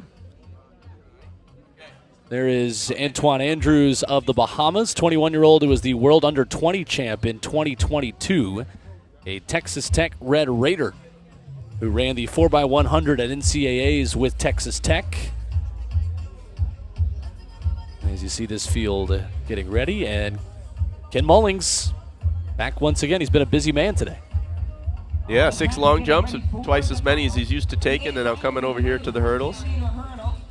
29-year-old Colombian champion in 2021, Johan Chavera, is in lane number 5 here in the white singlet with the black shorts. He is not ranked this season. Still trying to get to those 5 races in the eligibility period for the Paris Games. Does have a season's best that is fastest in this field, though, at 13:49. Antoine Andrews has also run that this year. So a lot of young, talented sprinters here in this group. LSU Tiger on the outside. And Damian Thomas from Jamaica. This one will start in just a few minutes, as our field looks to be ready to go here very shortly.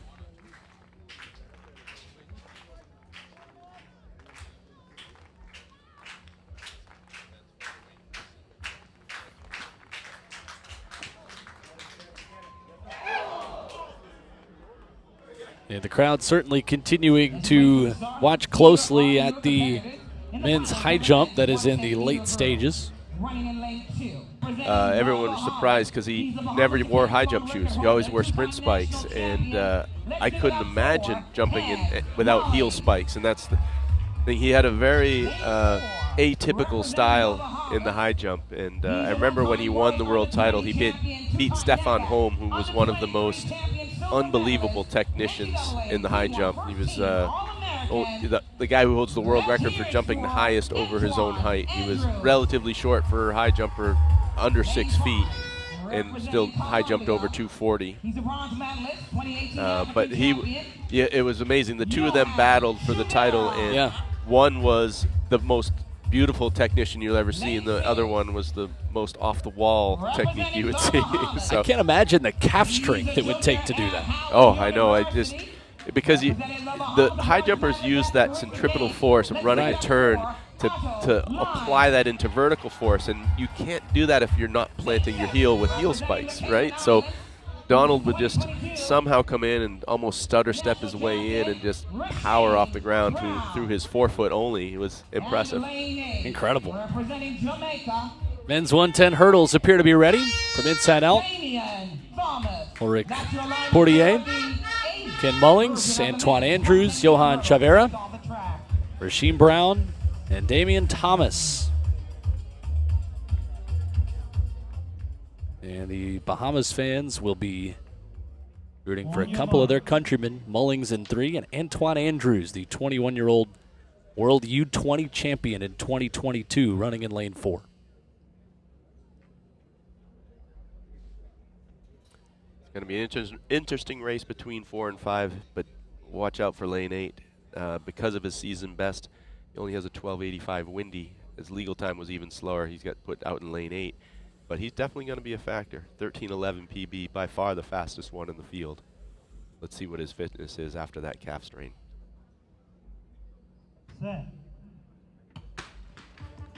Clean start at Damian Thomas. The Jamaican is out running well in lane number 8. Middle of the track, Antoine Andrews from the Bahamas running in lane number 4. Thomas is fading back. Andrews is surging forward, and the Bahamas sprinter, Antoine Andrews, will win it. And that is wind legal, 13:35, a personal best for Antoine Andrews. A massive personal best, and I believe he left one hurdle standing. He clipped just about every single hurdle in that race, but when you have the power driving through the hurdles, that's all that matters. He had the home crowd pushing him on into a massive personal best. 1.4 the wind reading. He was followed by Rasheem Brown of the Cayman Islands in 13:49. That is very close to his, actually that is a personal best for Brown as well, so PBs for first and second here in our fast section of the men's 110 hurdles. And the best celebration dance of the night so far as well. Absolutely. You know, they usually save that for the post-meet party, but I'm happy to see it coming out early on the track. So Antoine Andrews with that will replace a 13:57 with a big shiny new personal best as he looks to climb that ratings quota as well. Let's take a quick break, get you back, and we'll hear from our winner coming up in just a few.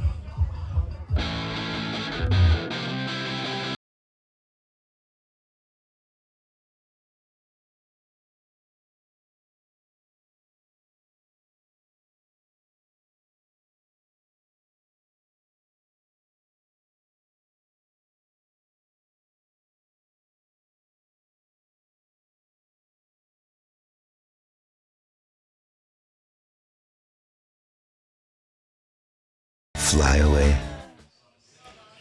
Antoine Andrews, the winner of the men's 110 hurdles in the fast section, and this is a look down the line of how he did it. And you're right, Paul, every single hurdle went down. Yeah. One of them popped back up. Adversity during the outdoor season wasn't consistent with times. And to come with you, I run a league up here. It feels so good. And we're happy for you. Our nationals is in 2 weeks, about 2 weeks or so. So what are you hoping to do there at national? Go to Paris, time to qualify. I feel like that race just actually boost up my confidence. Now the time to go back and train and watch the tape, see what errors I made and let's correct it. Well, you heard it right here at the NACAC New Life Invitational. I'm here with our gold medalist and winner of the 110-meter hurdles, Antoine Andrews from the Bahamas. And he's on the road to Paris. Nationals coming up in 2 weeks, and we hope to see you there. All the best. Thanks, appreciate it. Congrats. All right, Antoine Andrews is our winner. Thank you, Philippa. It's high jump still going on down there on the other side of the track as well.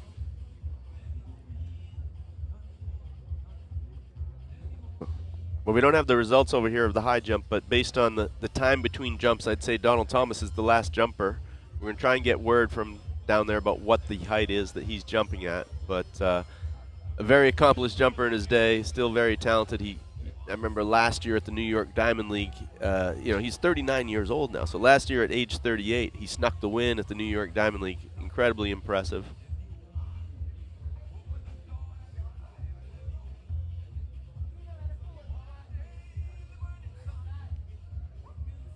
And you're watching one of the best to do it. Continuing here, taking his time.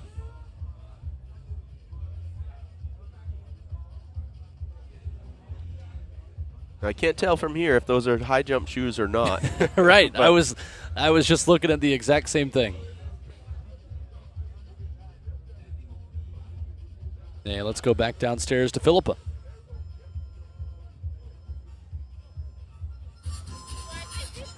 Okay, once again here at NACAC New Life Invitational, I'm here with the champion of the women's long jump, and none other than the exciting Anthea Charlton. Anthea, tell us, you are champion, and your jump was 650, and you will be in the Bahamian Nationals coming up in 2 weeks. So tell us, what's your plans? My plan is to outright qualify, fix everything that went wrong today, and get on that board, jump far.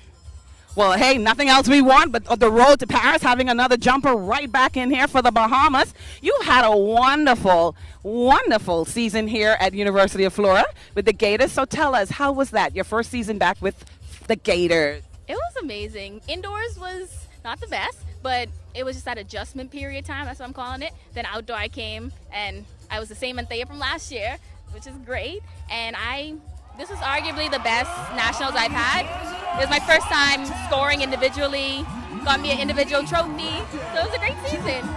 Well, Anthea, we're so happy for you. Thank you for being here, and congratulations on being the NACAC New Life Invitational gold medal winner. All the best at nationals. What you just heard was Donald Thomas clearing 2:28, and that is a new season's best for the hero here from the Bahamas, the 39-year-old who is still just a powerhouse in the high jump.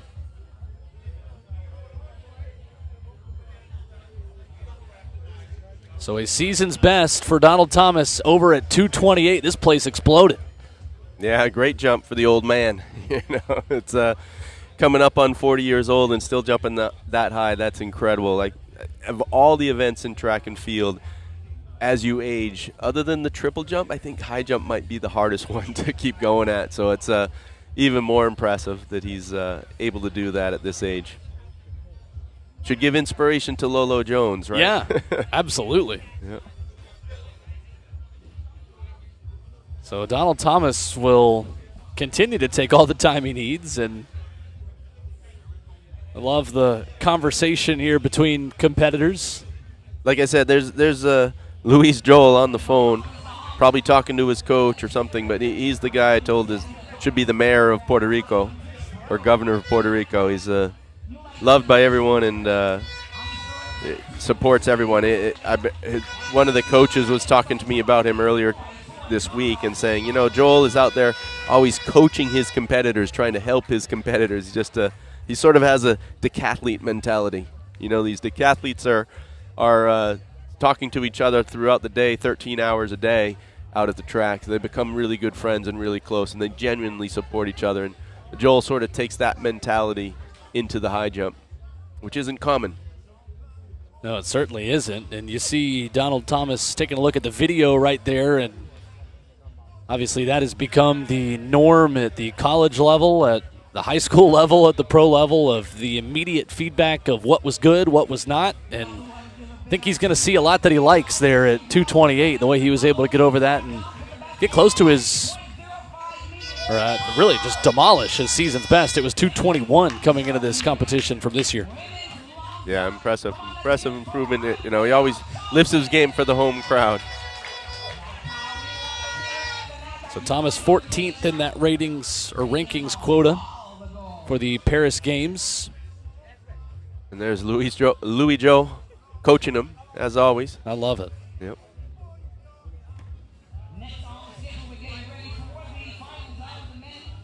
So high jump rolls on. And we have got a B final and an A heat of the men's 200 to be followed by a fast 4x4, and that will wrap up our running events here tonight, late into the night in Nassau. Looking forward to these 200s. Yeah, absolutely. Looking forward to the 200s, and then that 4x4. You know, we had the Bahamas women looking to improve their ranking to get into that quota, and they came up short. Well, Jamaica qualified all their relays except the men's 4x4 out of world relays, so they have their last opportunity to qualify tonight. They've got to run, I believe, 258. 259.12.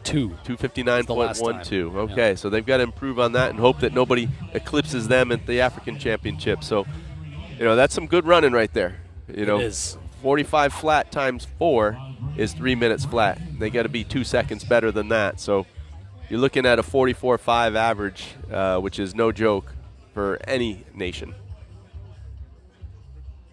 So now that he's cleared 228, our winner in the men's high jump, Donald Thomas, will continue forward.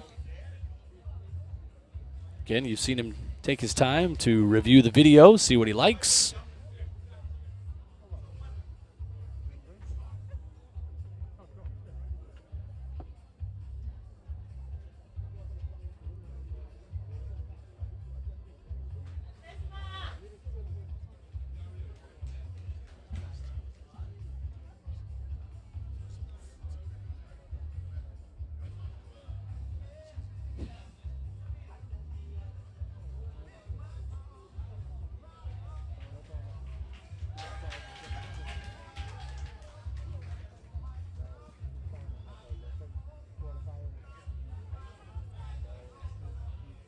So the high jump is the Donald Thomas Invitational now. Yeah. Well, you know, Donald Thomas loves the attention on himself, and especially in front of his home crowd. Last year we had this event in his hometown of Freeport, and they came out to see him jump, and he was the highlight of the show again.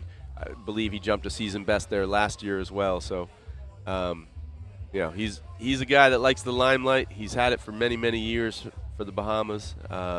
As you said, 2007 world champ. That's many years ago.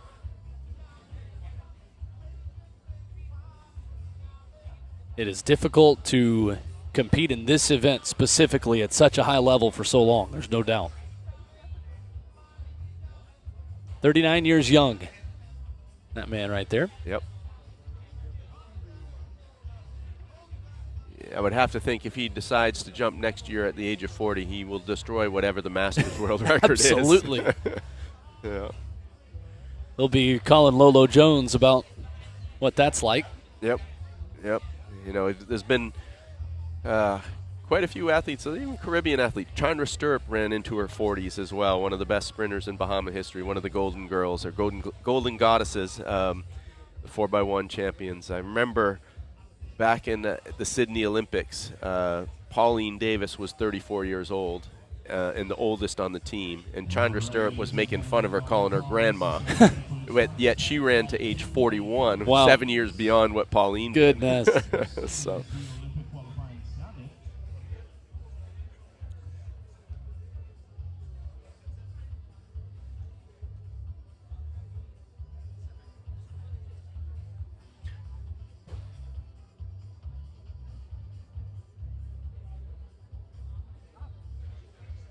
And the first jump for Thomas, not quite good enough. As that bar goes up, we're told, we believe, to 233. Which I believe is the Olympic standard.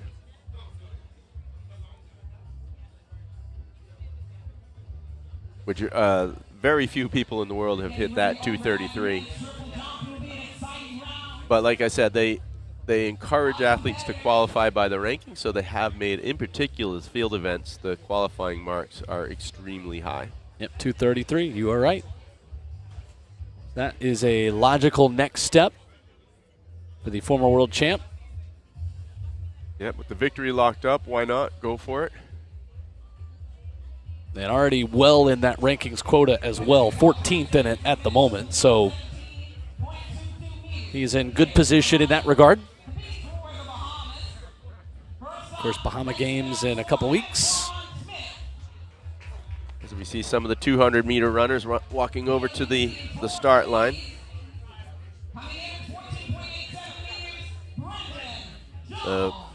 Puerto Rican Jose Figueroa there, looks like approaching lane 4, is actually the NACAC New Life Invitational record holder. He ran this meet in Freeport last year where he doubled up in the 400 and the 200, winning the 2 and finishing second in the 4. That was quite a double for the day. But looking to find that form that got him the victory last year again here. So in the B section of the men's 200, that will go first. Anthony Adderley, Ajay McBride, Jabari Michael Kinsu, Wanye Bell, Jonathan Farina, Ashani Smith, Brian Lamage, and Stephen Newbold. A full house of 8, and the best season's best in this field belongs to Ashani Smith of Jamaica, who will be running in lane number 6. Yep, Ashani Smith is one of the trio of 3 Jamaicans coached by Michael Frater at the Dynamic Speed Track Club. Michael Frater himself was a world silver medalist in the 100 meters in 2005, and one of the fastest Jamaicans ever at 9:88 in the 100 meters that he ran in Lausanne. But has become quite a coach now. He has about 15 young Jamaicans he's coaching now, and you'll see 3 of them running here tonight. Probably the most notable athlete in his camp is Akeem Blake, a sub 990 100-meter sprinter, one of the top 100-meter guys in the world.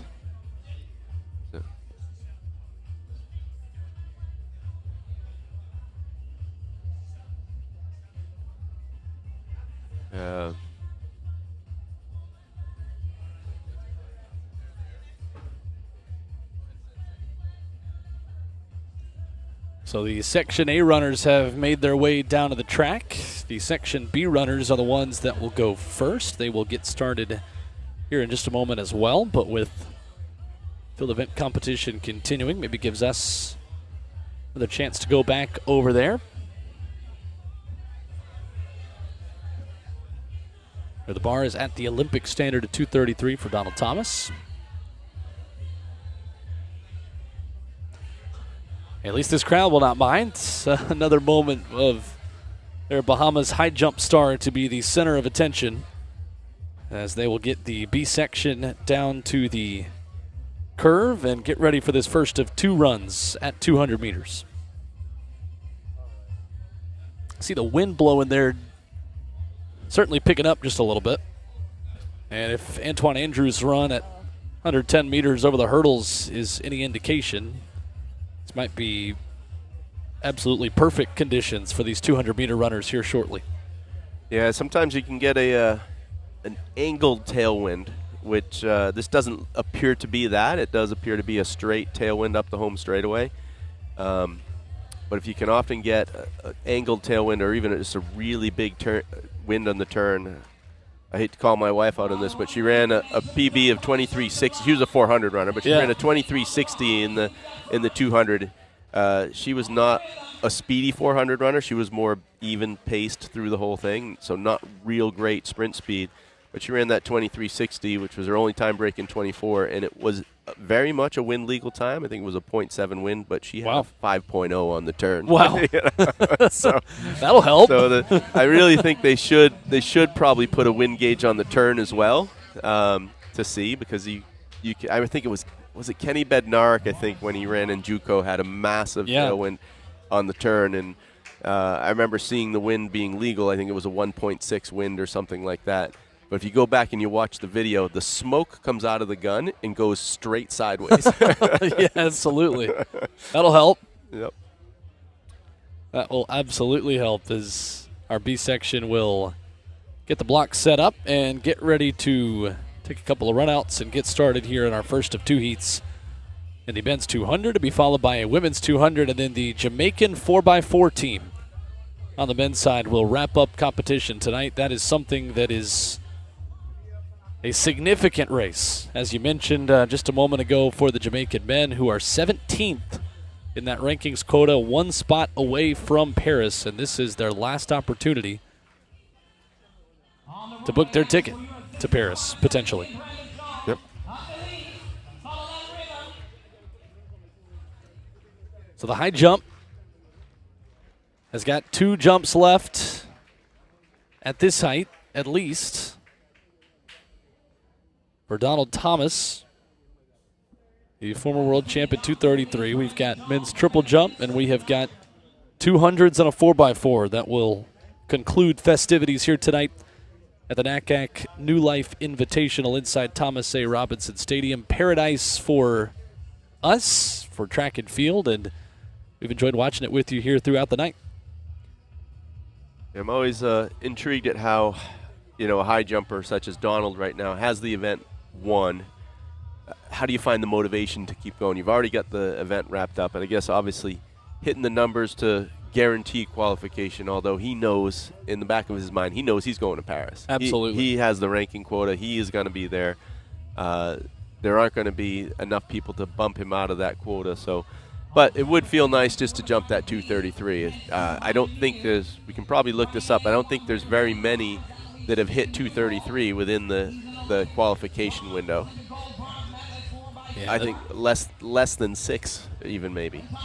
9. 9? Okay. To be exact. Okay. Yep. It is a who's who of yeah. jumpers that have hit 233.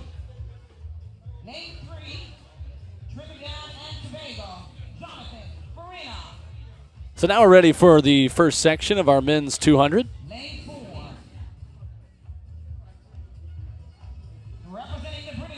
Anthony Adderley, Ajay McBride, Jabari Michael Kinsu, Wanye Bell. There is Jonathan Farina, Shawnee Smith, Brian Lamage, and Stephen Newbold.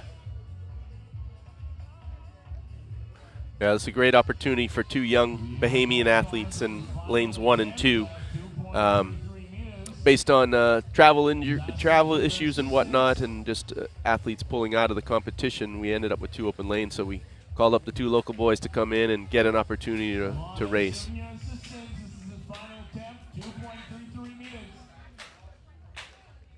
Crowd getting into it as Donald Thomas is taking another jump at 233.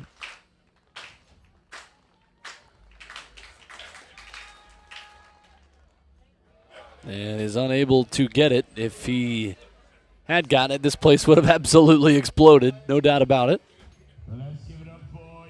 And he'll get a nice round of applause. Donald Thomas, that was his 3rd and final jump. Missed it out of the Olympic standard, but picking up the win. He is comfortably in that rankings quota in the men's high jump. The 39-year-old still competing at a very high level. So, first of 2 sections is ready in the men's 200.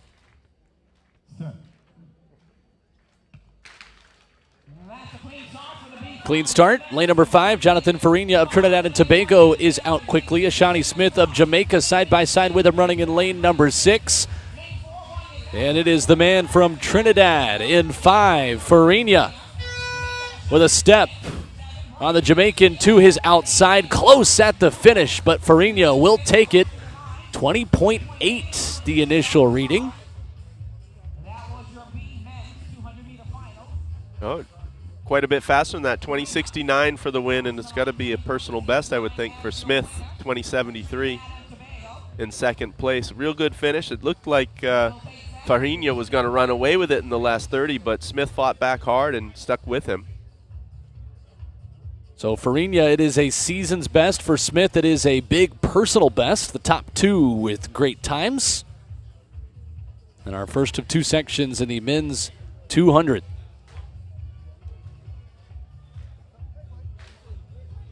So from Section 1 to our A heat that is getting ready now. In lane number 1, you'll see Adam Musgrove of the Bahamas. Andrew Stiles of the Bahamas is running in 2.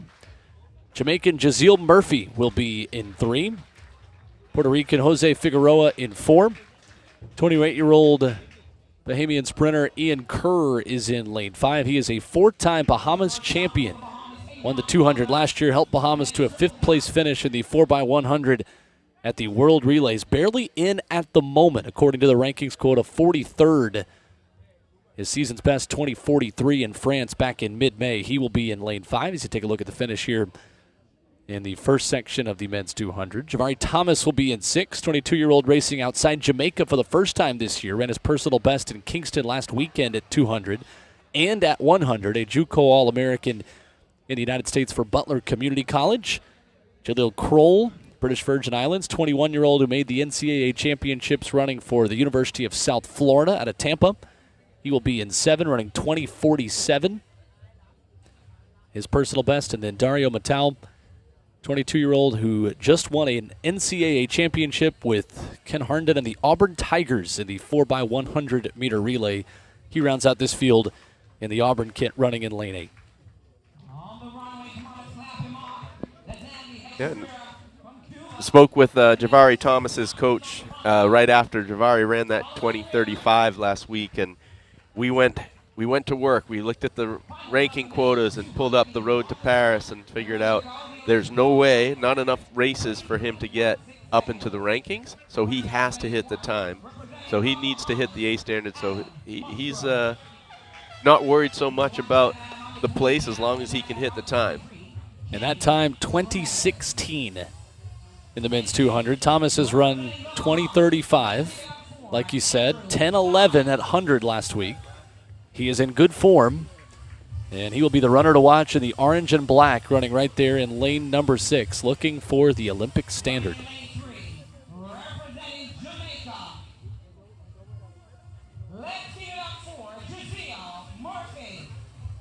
So you hear the stadium introductions here for our runners. It's maybe a false start on me. I think I jumped the gun this time. Just don't disqualify me from calling this race. No, you can't do that because then I would have to do it. Here's Ian Kerr, the 28-year-old, 4-time Bahamas champ. And the 22-year-old Javari Thomas. This young man's got a bright future.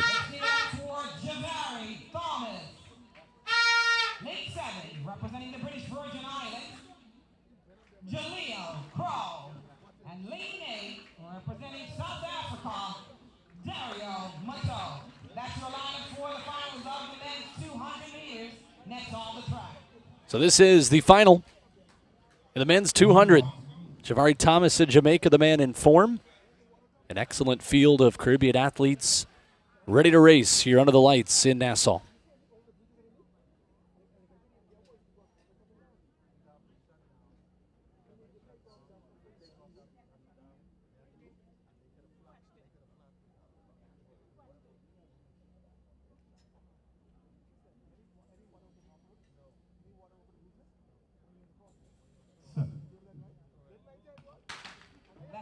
And a good start out of the blocks for Javari Thomas, looking for that Olympic standard in the 200 of 2016. Challenge to his outside by Jaleel Kroll of the British Virgin Islands. Running there in lane 3, you have Jaziel Murphy. Even with 50 to go. Ian Kerr has a step. And it's Kerr side by side with Kroll on the outside. Too close to call. 20:41 plus 2.2 wind. It's Kroll at the finish. Who got it?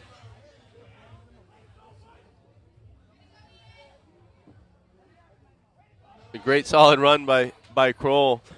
I didn't see it that way. I thought it was Kerr that had taken it, but apparently not. 100th of a second. And I think it's the first wind-aided race of the night. It is.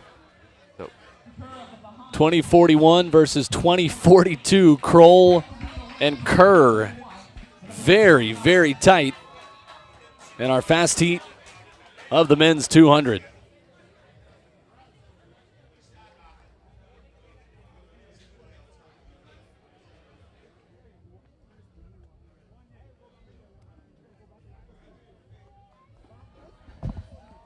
So that wraps up the men's 200. The women's 200 is on deck. And downstairs, Philippa is with our winner.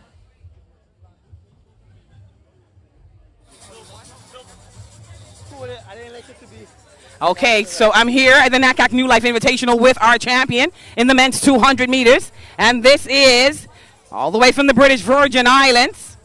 Kroll, you just won the 200 meters. Tell us, how do you feel? Your trials is coming up this Saturday. And so what's the plan on the road to Paris? Just keep scoring points. I have been running well, but just got to score the points. The time isn't coming, so the points have to get it. So when did you get into the Bahamas, and how was your experience here before leaving and heading out? I got in Friday.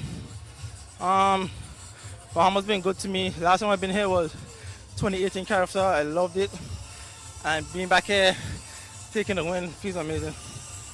Well, of course, we're so happy that you chose to be here with us at the NACAC New Life Invitational. You take away the champion, the gold, and we wish you all the luck at your home trials coming this Saturday. So thank you, and once again, have fun while you're here in the Bahamas. All right, thank you, Philippa. Women's 200, men's 4x4, all that is left on the track here inside Thomas A. Robinson Stadium in Nassau. And men's triple jump, that continues here as well. Yes, Janai Parenchief looks like he's on the runway here, the Bermuda athlete. Currently Bermuda's best chance at making the Olympic team. I believe he's close to the quota. He had a great jump down in Bermuda at the end of April. But would definitely help his cause to get a victory here with a solid mark.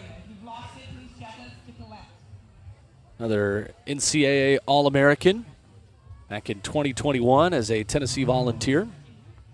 It's a man I was almost teammates with. Yeah. Just missed each other. And I know he now trains in Arkansas with a great batch of professional athletes, a lot of jumpers coached by Travis Gephardt. The best of the best. Yep, absolutely. All right, crowd getting into this. And the women's 200 is in the blocks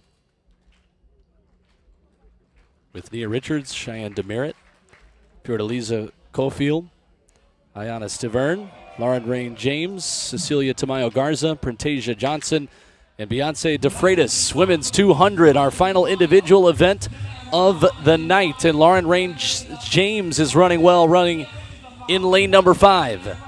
They make the turn. Printasia Johnson of the Bahamas is out there in lane number 7. And in lane 5, Lauren Rain James of the United States will take it, the 24-year-old in her third 200 of the year with the win. Looks like a 22.92 flow, 22.91 rounded down. Very impressive run by James. She took that from the blocks, ran a great turn, held her speed all the way through the finish. It was a good, impressive run overall. Cecilia Tamayo Garza in second, and Rain James with a new season's best, displacing the 22.95 she ran back on June the 2nd up in Canada. An excellent run here to wrap up the NACAC New Life Invitational on the individual event side.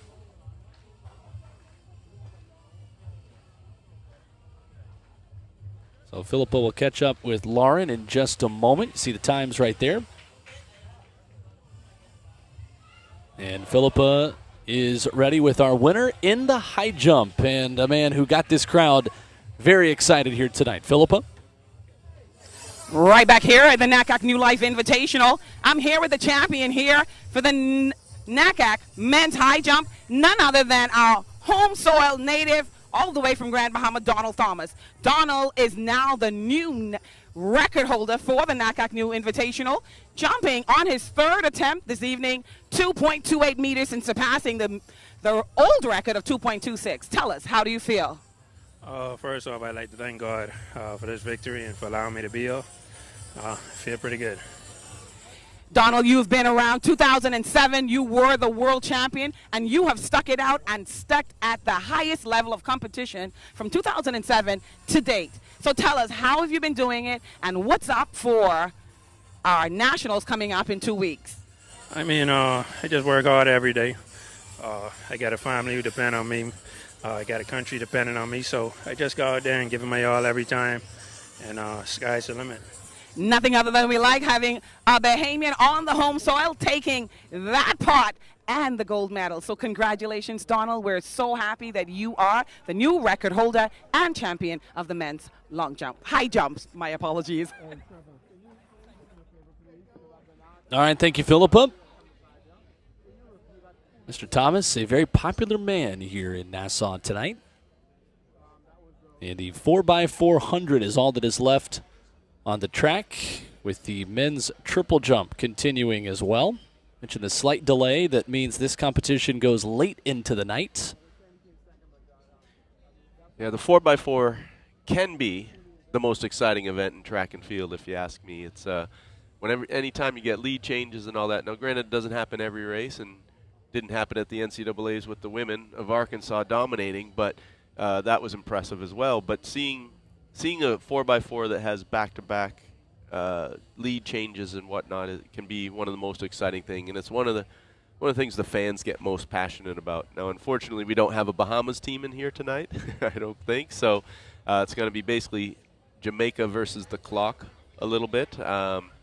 We have assembled an international team to run against them, but we're looking forward to hopefully a great performance here, and hopefully get Jamaica to get their last relay qualified for Paris. In the men's triple jump, this is Antoine Smith of the Bahamas. The season's best for him this year of 14:55. Getting the crowd into it.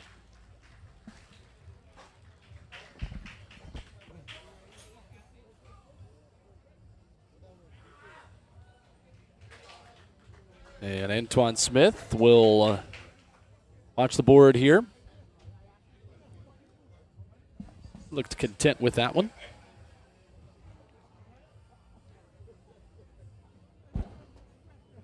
And a little bit of wind at his back. Take time to rake it and mark it for Brandon Jones, who would be on deck. You know, a triple event, it's an event I love, and I love in track and field when people try different events. But the only people that should try the triple jump are triple jumpers. Absolutely. Because you want to talk about doing something unnatural with your body. This is certainly it, and they put so much force on their joints and tendons. It's unbelievable. I think it would be the event that would injure the most athletes if people just tried it haphazardly. Brandon Jones of Belize is on deck. 16:22, his personal best. Season's best was indoors at 14:87.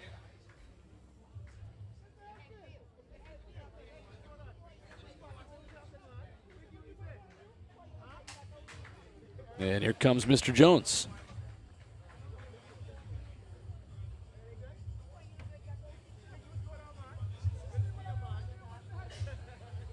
And he'll run out. Let's go downstairs where Philippa is with our winner of the women's 200.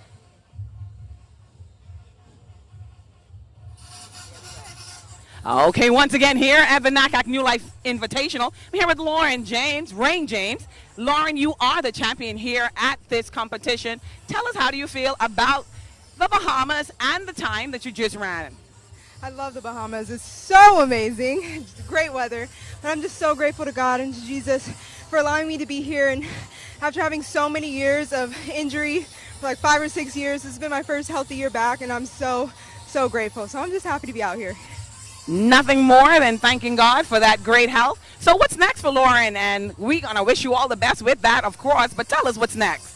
Just running some more meets, getting back into shape, and then get ready for World Championships next year. So we're going to see Lauren at World Championships next year in the 200 meters. Congratulations, and thanks for choosing to be with us here at NACAC New Life Invitational. All right, Lauren Rain James, a happy winner here tonight in the 200. is Jalen Jackson, who just jumped in the men's triple jump. And that should bring up Janai Parent-Chief next. And training in Fayetteville, Arkansas.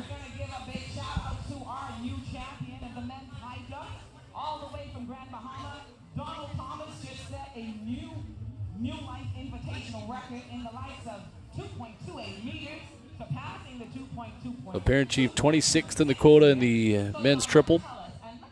Kawan Colmer of the Bahamas has a personal best earlier this year at 1660. And Andy Echevarria of Cuba, the two-time Cuban champion, is in this field too. A great men's triple jump group of 6. And there is Parent-Chief ready to go here again.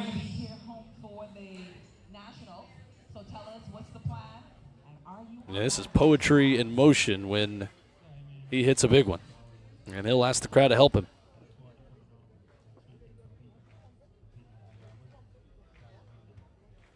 Well, you heard it right here at the NACAC New Life Invitational here with our Gives him the rhythm he wants. No, it's the wrong name on the vest of his jersey to get them really into it, but he's doing his best. I know down in Bermuda in April that we had the crowd on their feet for him.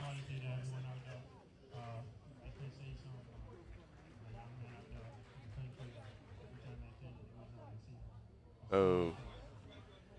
An extra step. Yep, a couple extras. It's not the quad jump, it's the triple jump. So he'll go back to the drawing board before this next one.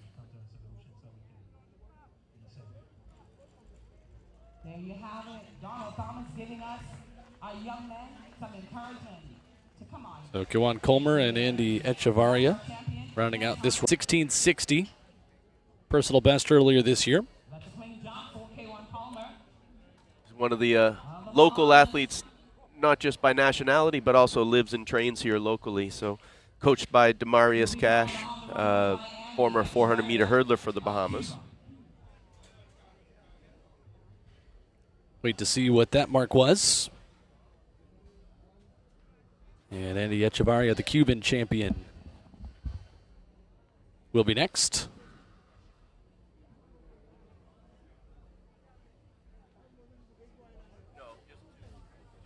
1595 there just a moment ago for Colmer.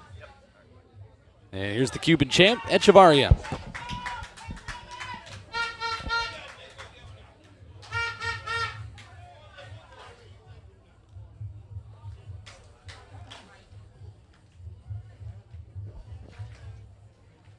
So Echevarria here, and then our 4x4s coming up in just a moment, as the Jamaican fans will watch closely to see if their side can book their ticket to Paris. Here comes the Cuban champ, Echevarria.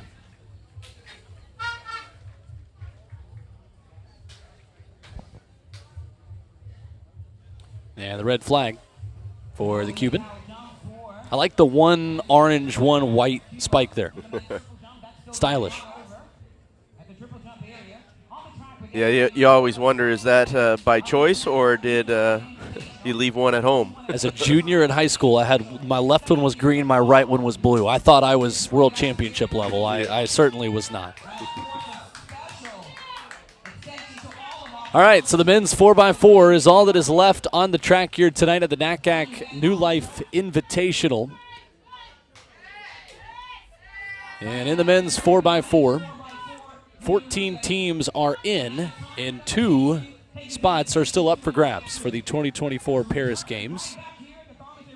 At the World Relays, Jamaica punched their ticket and everything but this relay. France and Zambia are the 2 teams in spot 15 and 16 that are available via rankings during the season outside of those World Relays that happens literally just next door at the Bahamas National Stadium here in Nassau.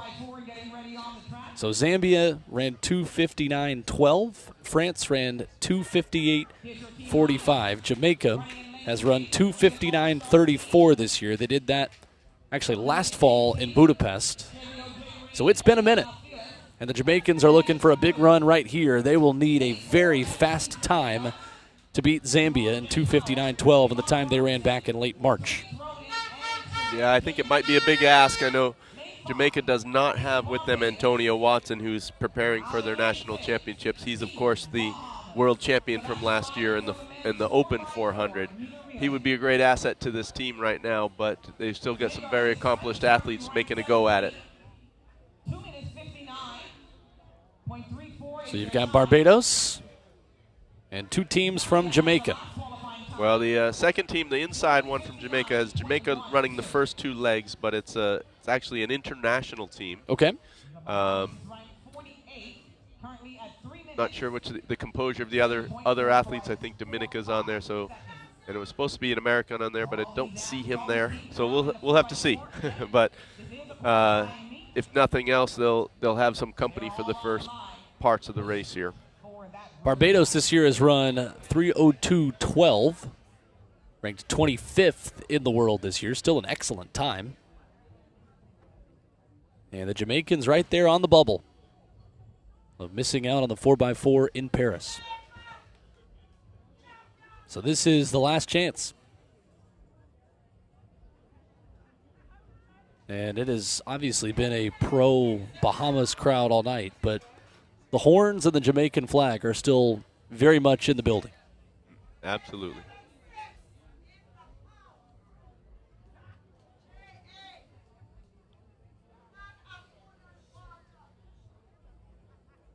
And it looks like we're about ready to go.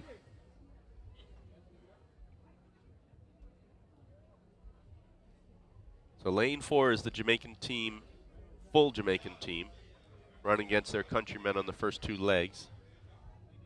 But hoping to see, a split time of 45 low for the first leg and averaging 44s for the rest of the crew here. Final event of this NACAC New Life Invitational 2024. Thank you once again to all of our sponsors, as Thompson Trading and Gatorade, the Ministry of Tourism, of course the government of the Bahamas, the Ministry of Youth, Sports and Culture, to all of our volunteers.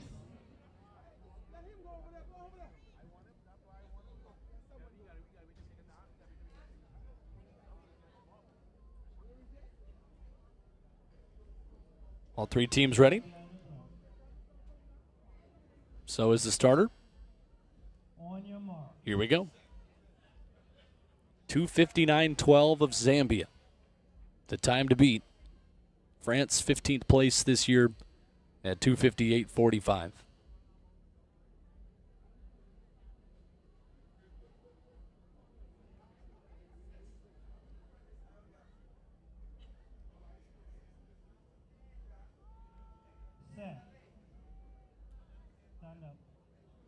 And they'll stand him up. The suspense will build just a little bit more.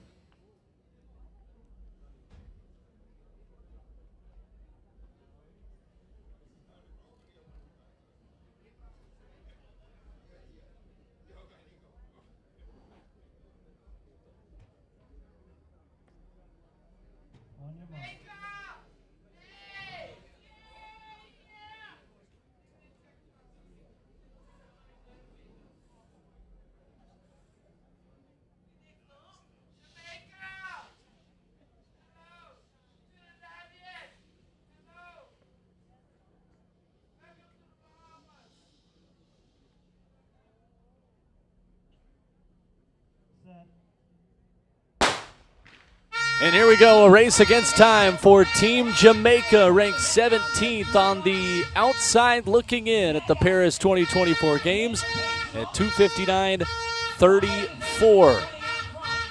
They need 2:59.12 to punch their ticket for now. Seem to be going out at a good pace, 20.9 or so at the 200 mark. Very solid start for the first 2.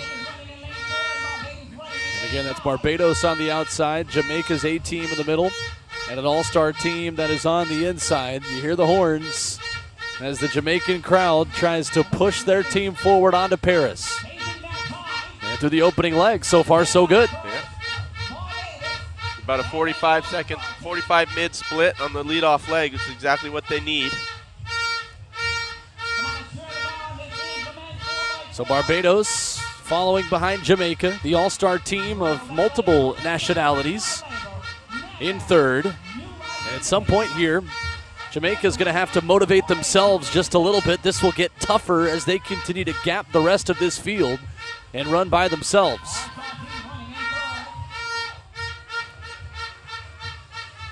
So we're continuing to watch the clock here. Yeah, they'd be looking for about a split time to be under 130 at the halfway mark, but they look to be right at that, or just about, maybe a hair over 130 right now. About 129 high, maybe right over 130 for Team Jamaica. Again, Zambia with the last qualifying time at 2:59.12, holding that last ticket to Paris. They're certainly making a go for it. Beautiful first half of this leg here for Jamaica. And this is going to be close. This is going to be close. We'll be on the edge of the seat here for this one. They're putting themselves in position to hit this time, that's for sure. So Team Jamaica is trying to go from paradise to Paris. Onto the anchor leg, right on schedule. Right on the edge at 2:14 and 2:15. Yeah. So it comes down to the anchor leg. 2:59.34, the best time this year for Jamaica. They will send every other relay to Paris. Can they send this 4x4 as well? Into the final 200. They need 2:59.11 to knock Zambia out. It's going to be very close inside the final 100. Jamaica, a race against the clock, doing a lot of work by themselves here tonight. They need 2:59.11. Oh, and they're close. Just outside of the time they needed. Looks unofficially 2:59.78, but boy, what a go. They made a great run at it. Mad respect to them running that essentially solo. 2:59.75, just off of Zambia and best off of their best time of 2:59.34. Yeah, great effort and great job by Coach Mark Elliott, the head coach for Jamaica, putting this team together. Tough to do it without the likes of Antonio Watson, but these guys, mad respect for them. They made a really good go at it. Get sub 3 on a solo run is pretty impressive. So that wraps up our running events tonight. As you watch tonight, Parent Chief run all the way through here in the men's triple jump that rolls on.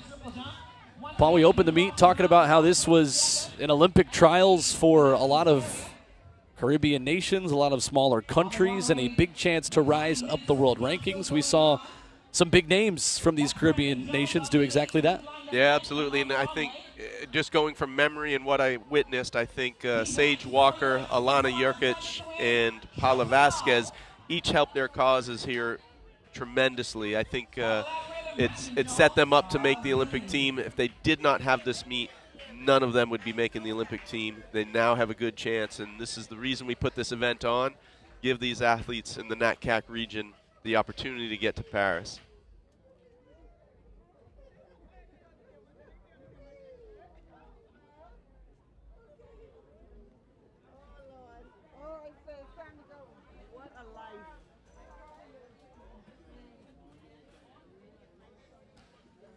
So that will do it for our coverage here tonight of the NACAC New Life Invitational. Paul, great to have you up in the broadcast booth. Thank you. I'm looking forward to the next meet when I'm back down on the track. But thanks for your help. And thanks for everyone that tuned in to watch this great event. And we're hoping to build it in the future, get bigger every year, and spread this track and field success throughout the Caribbean.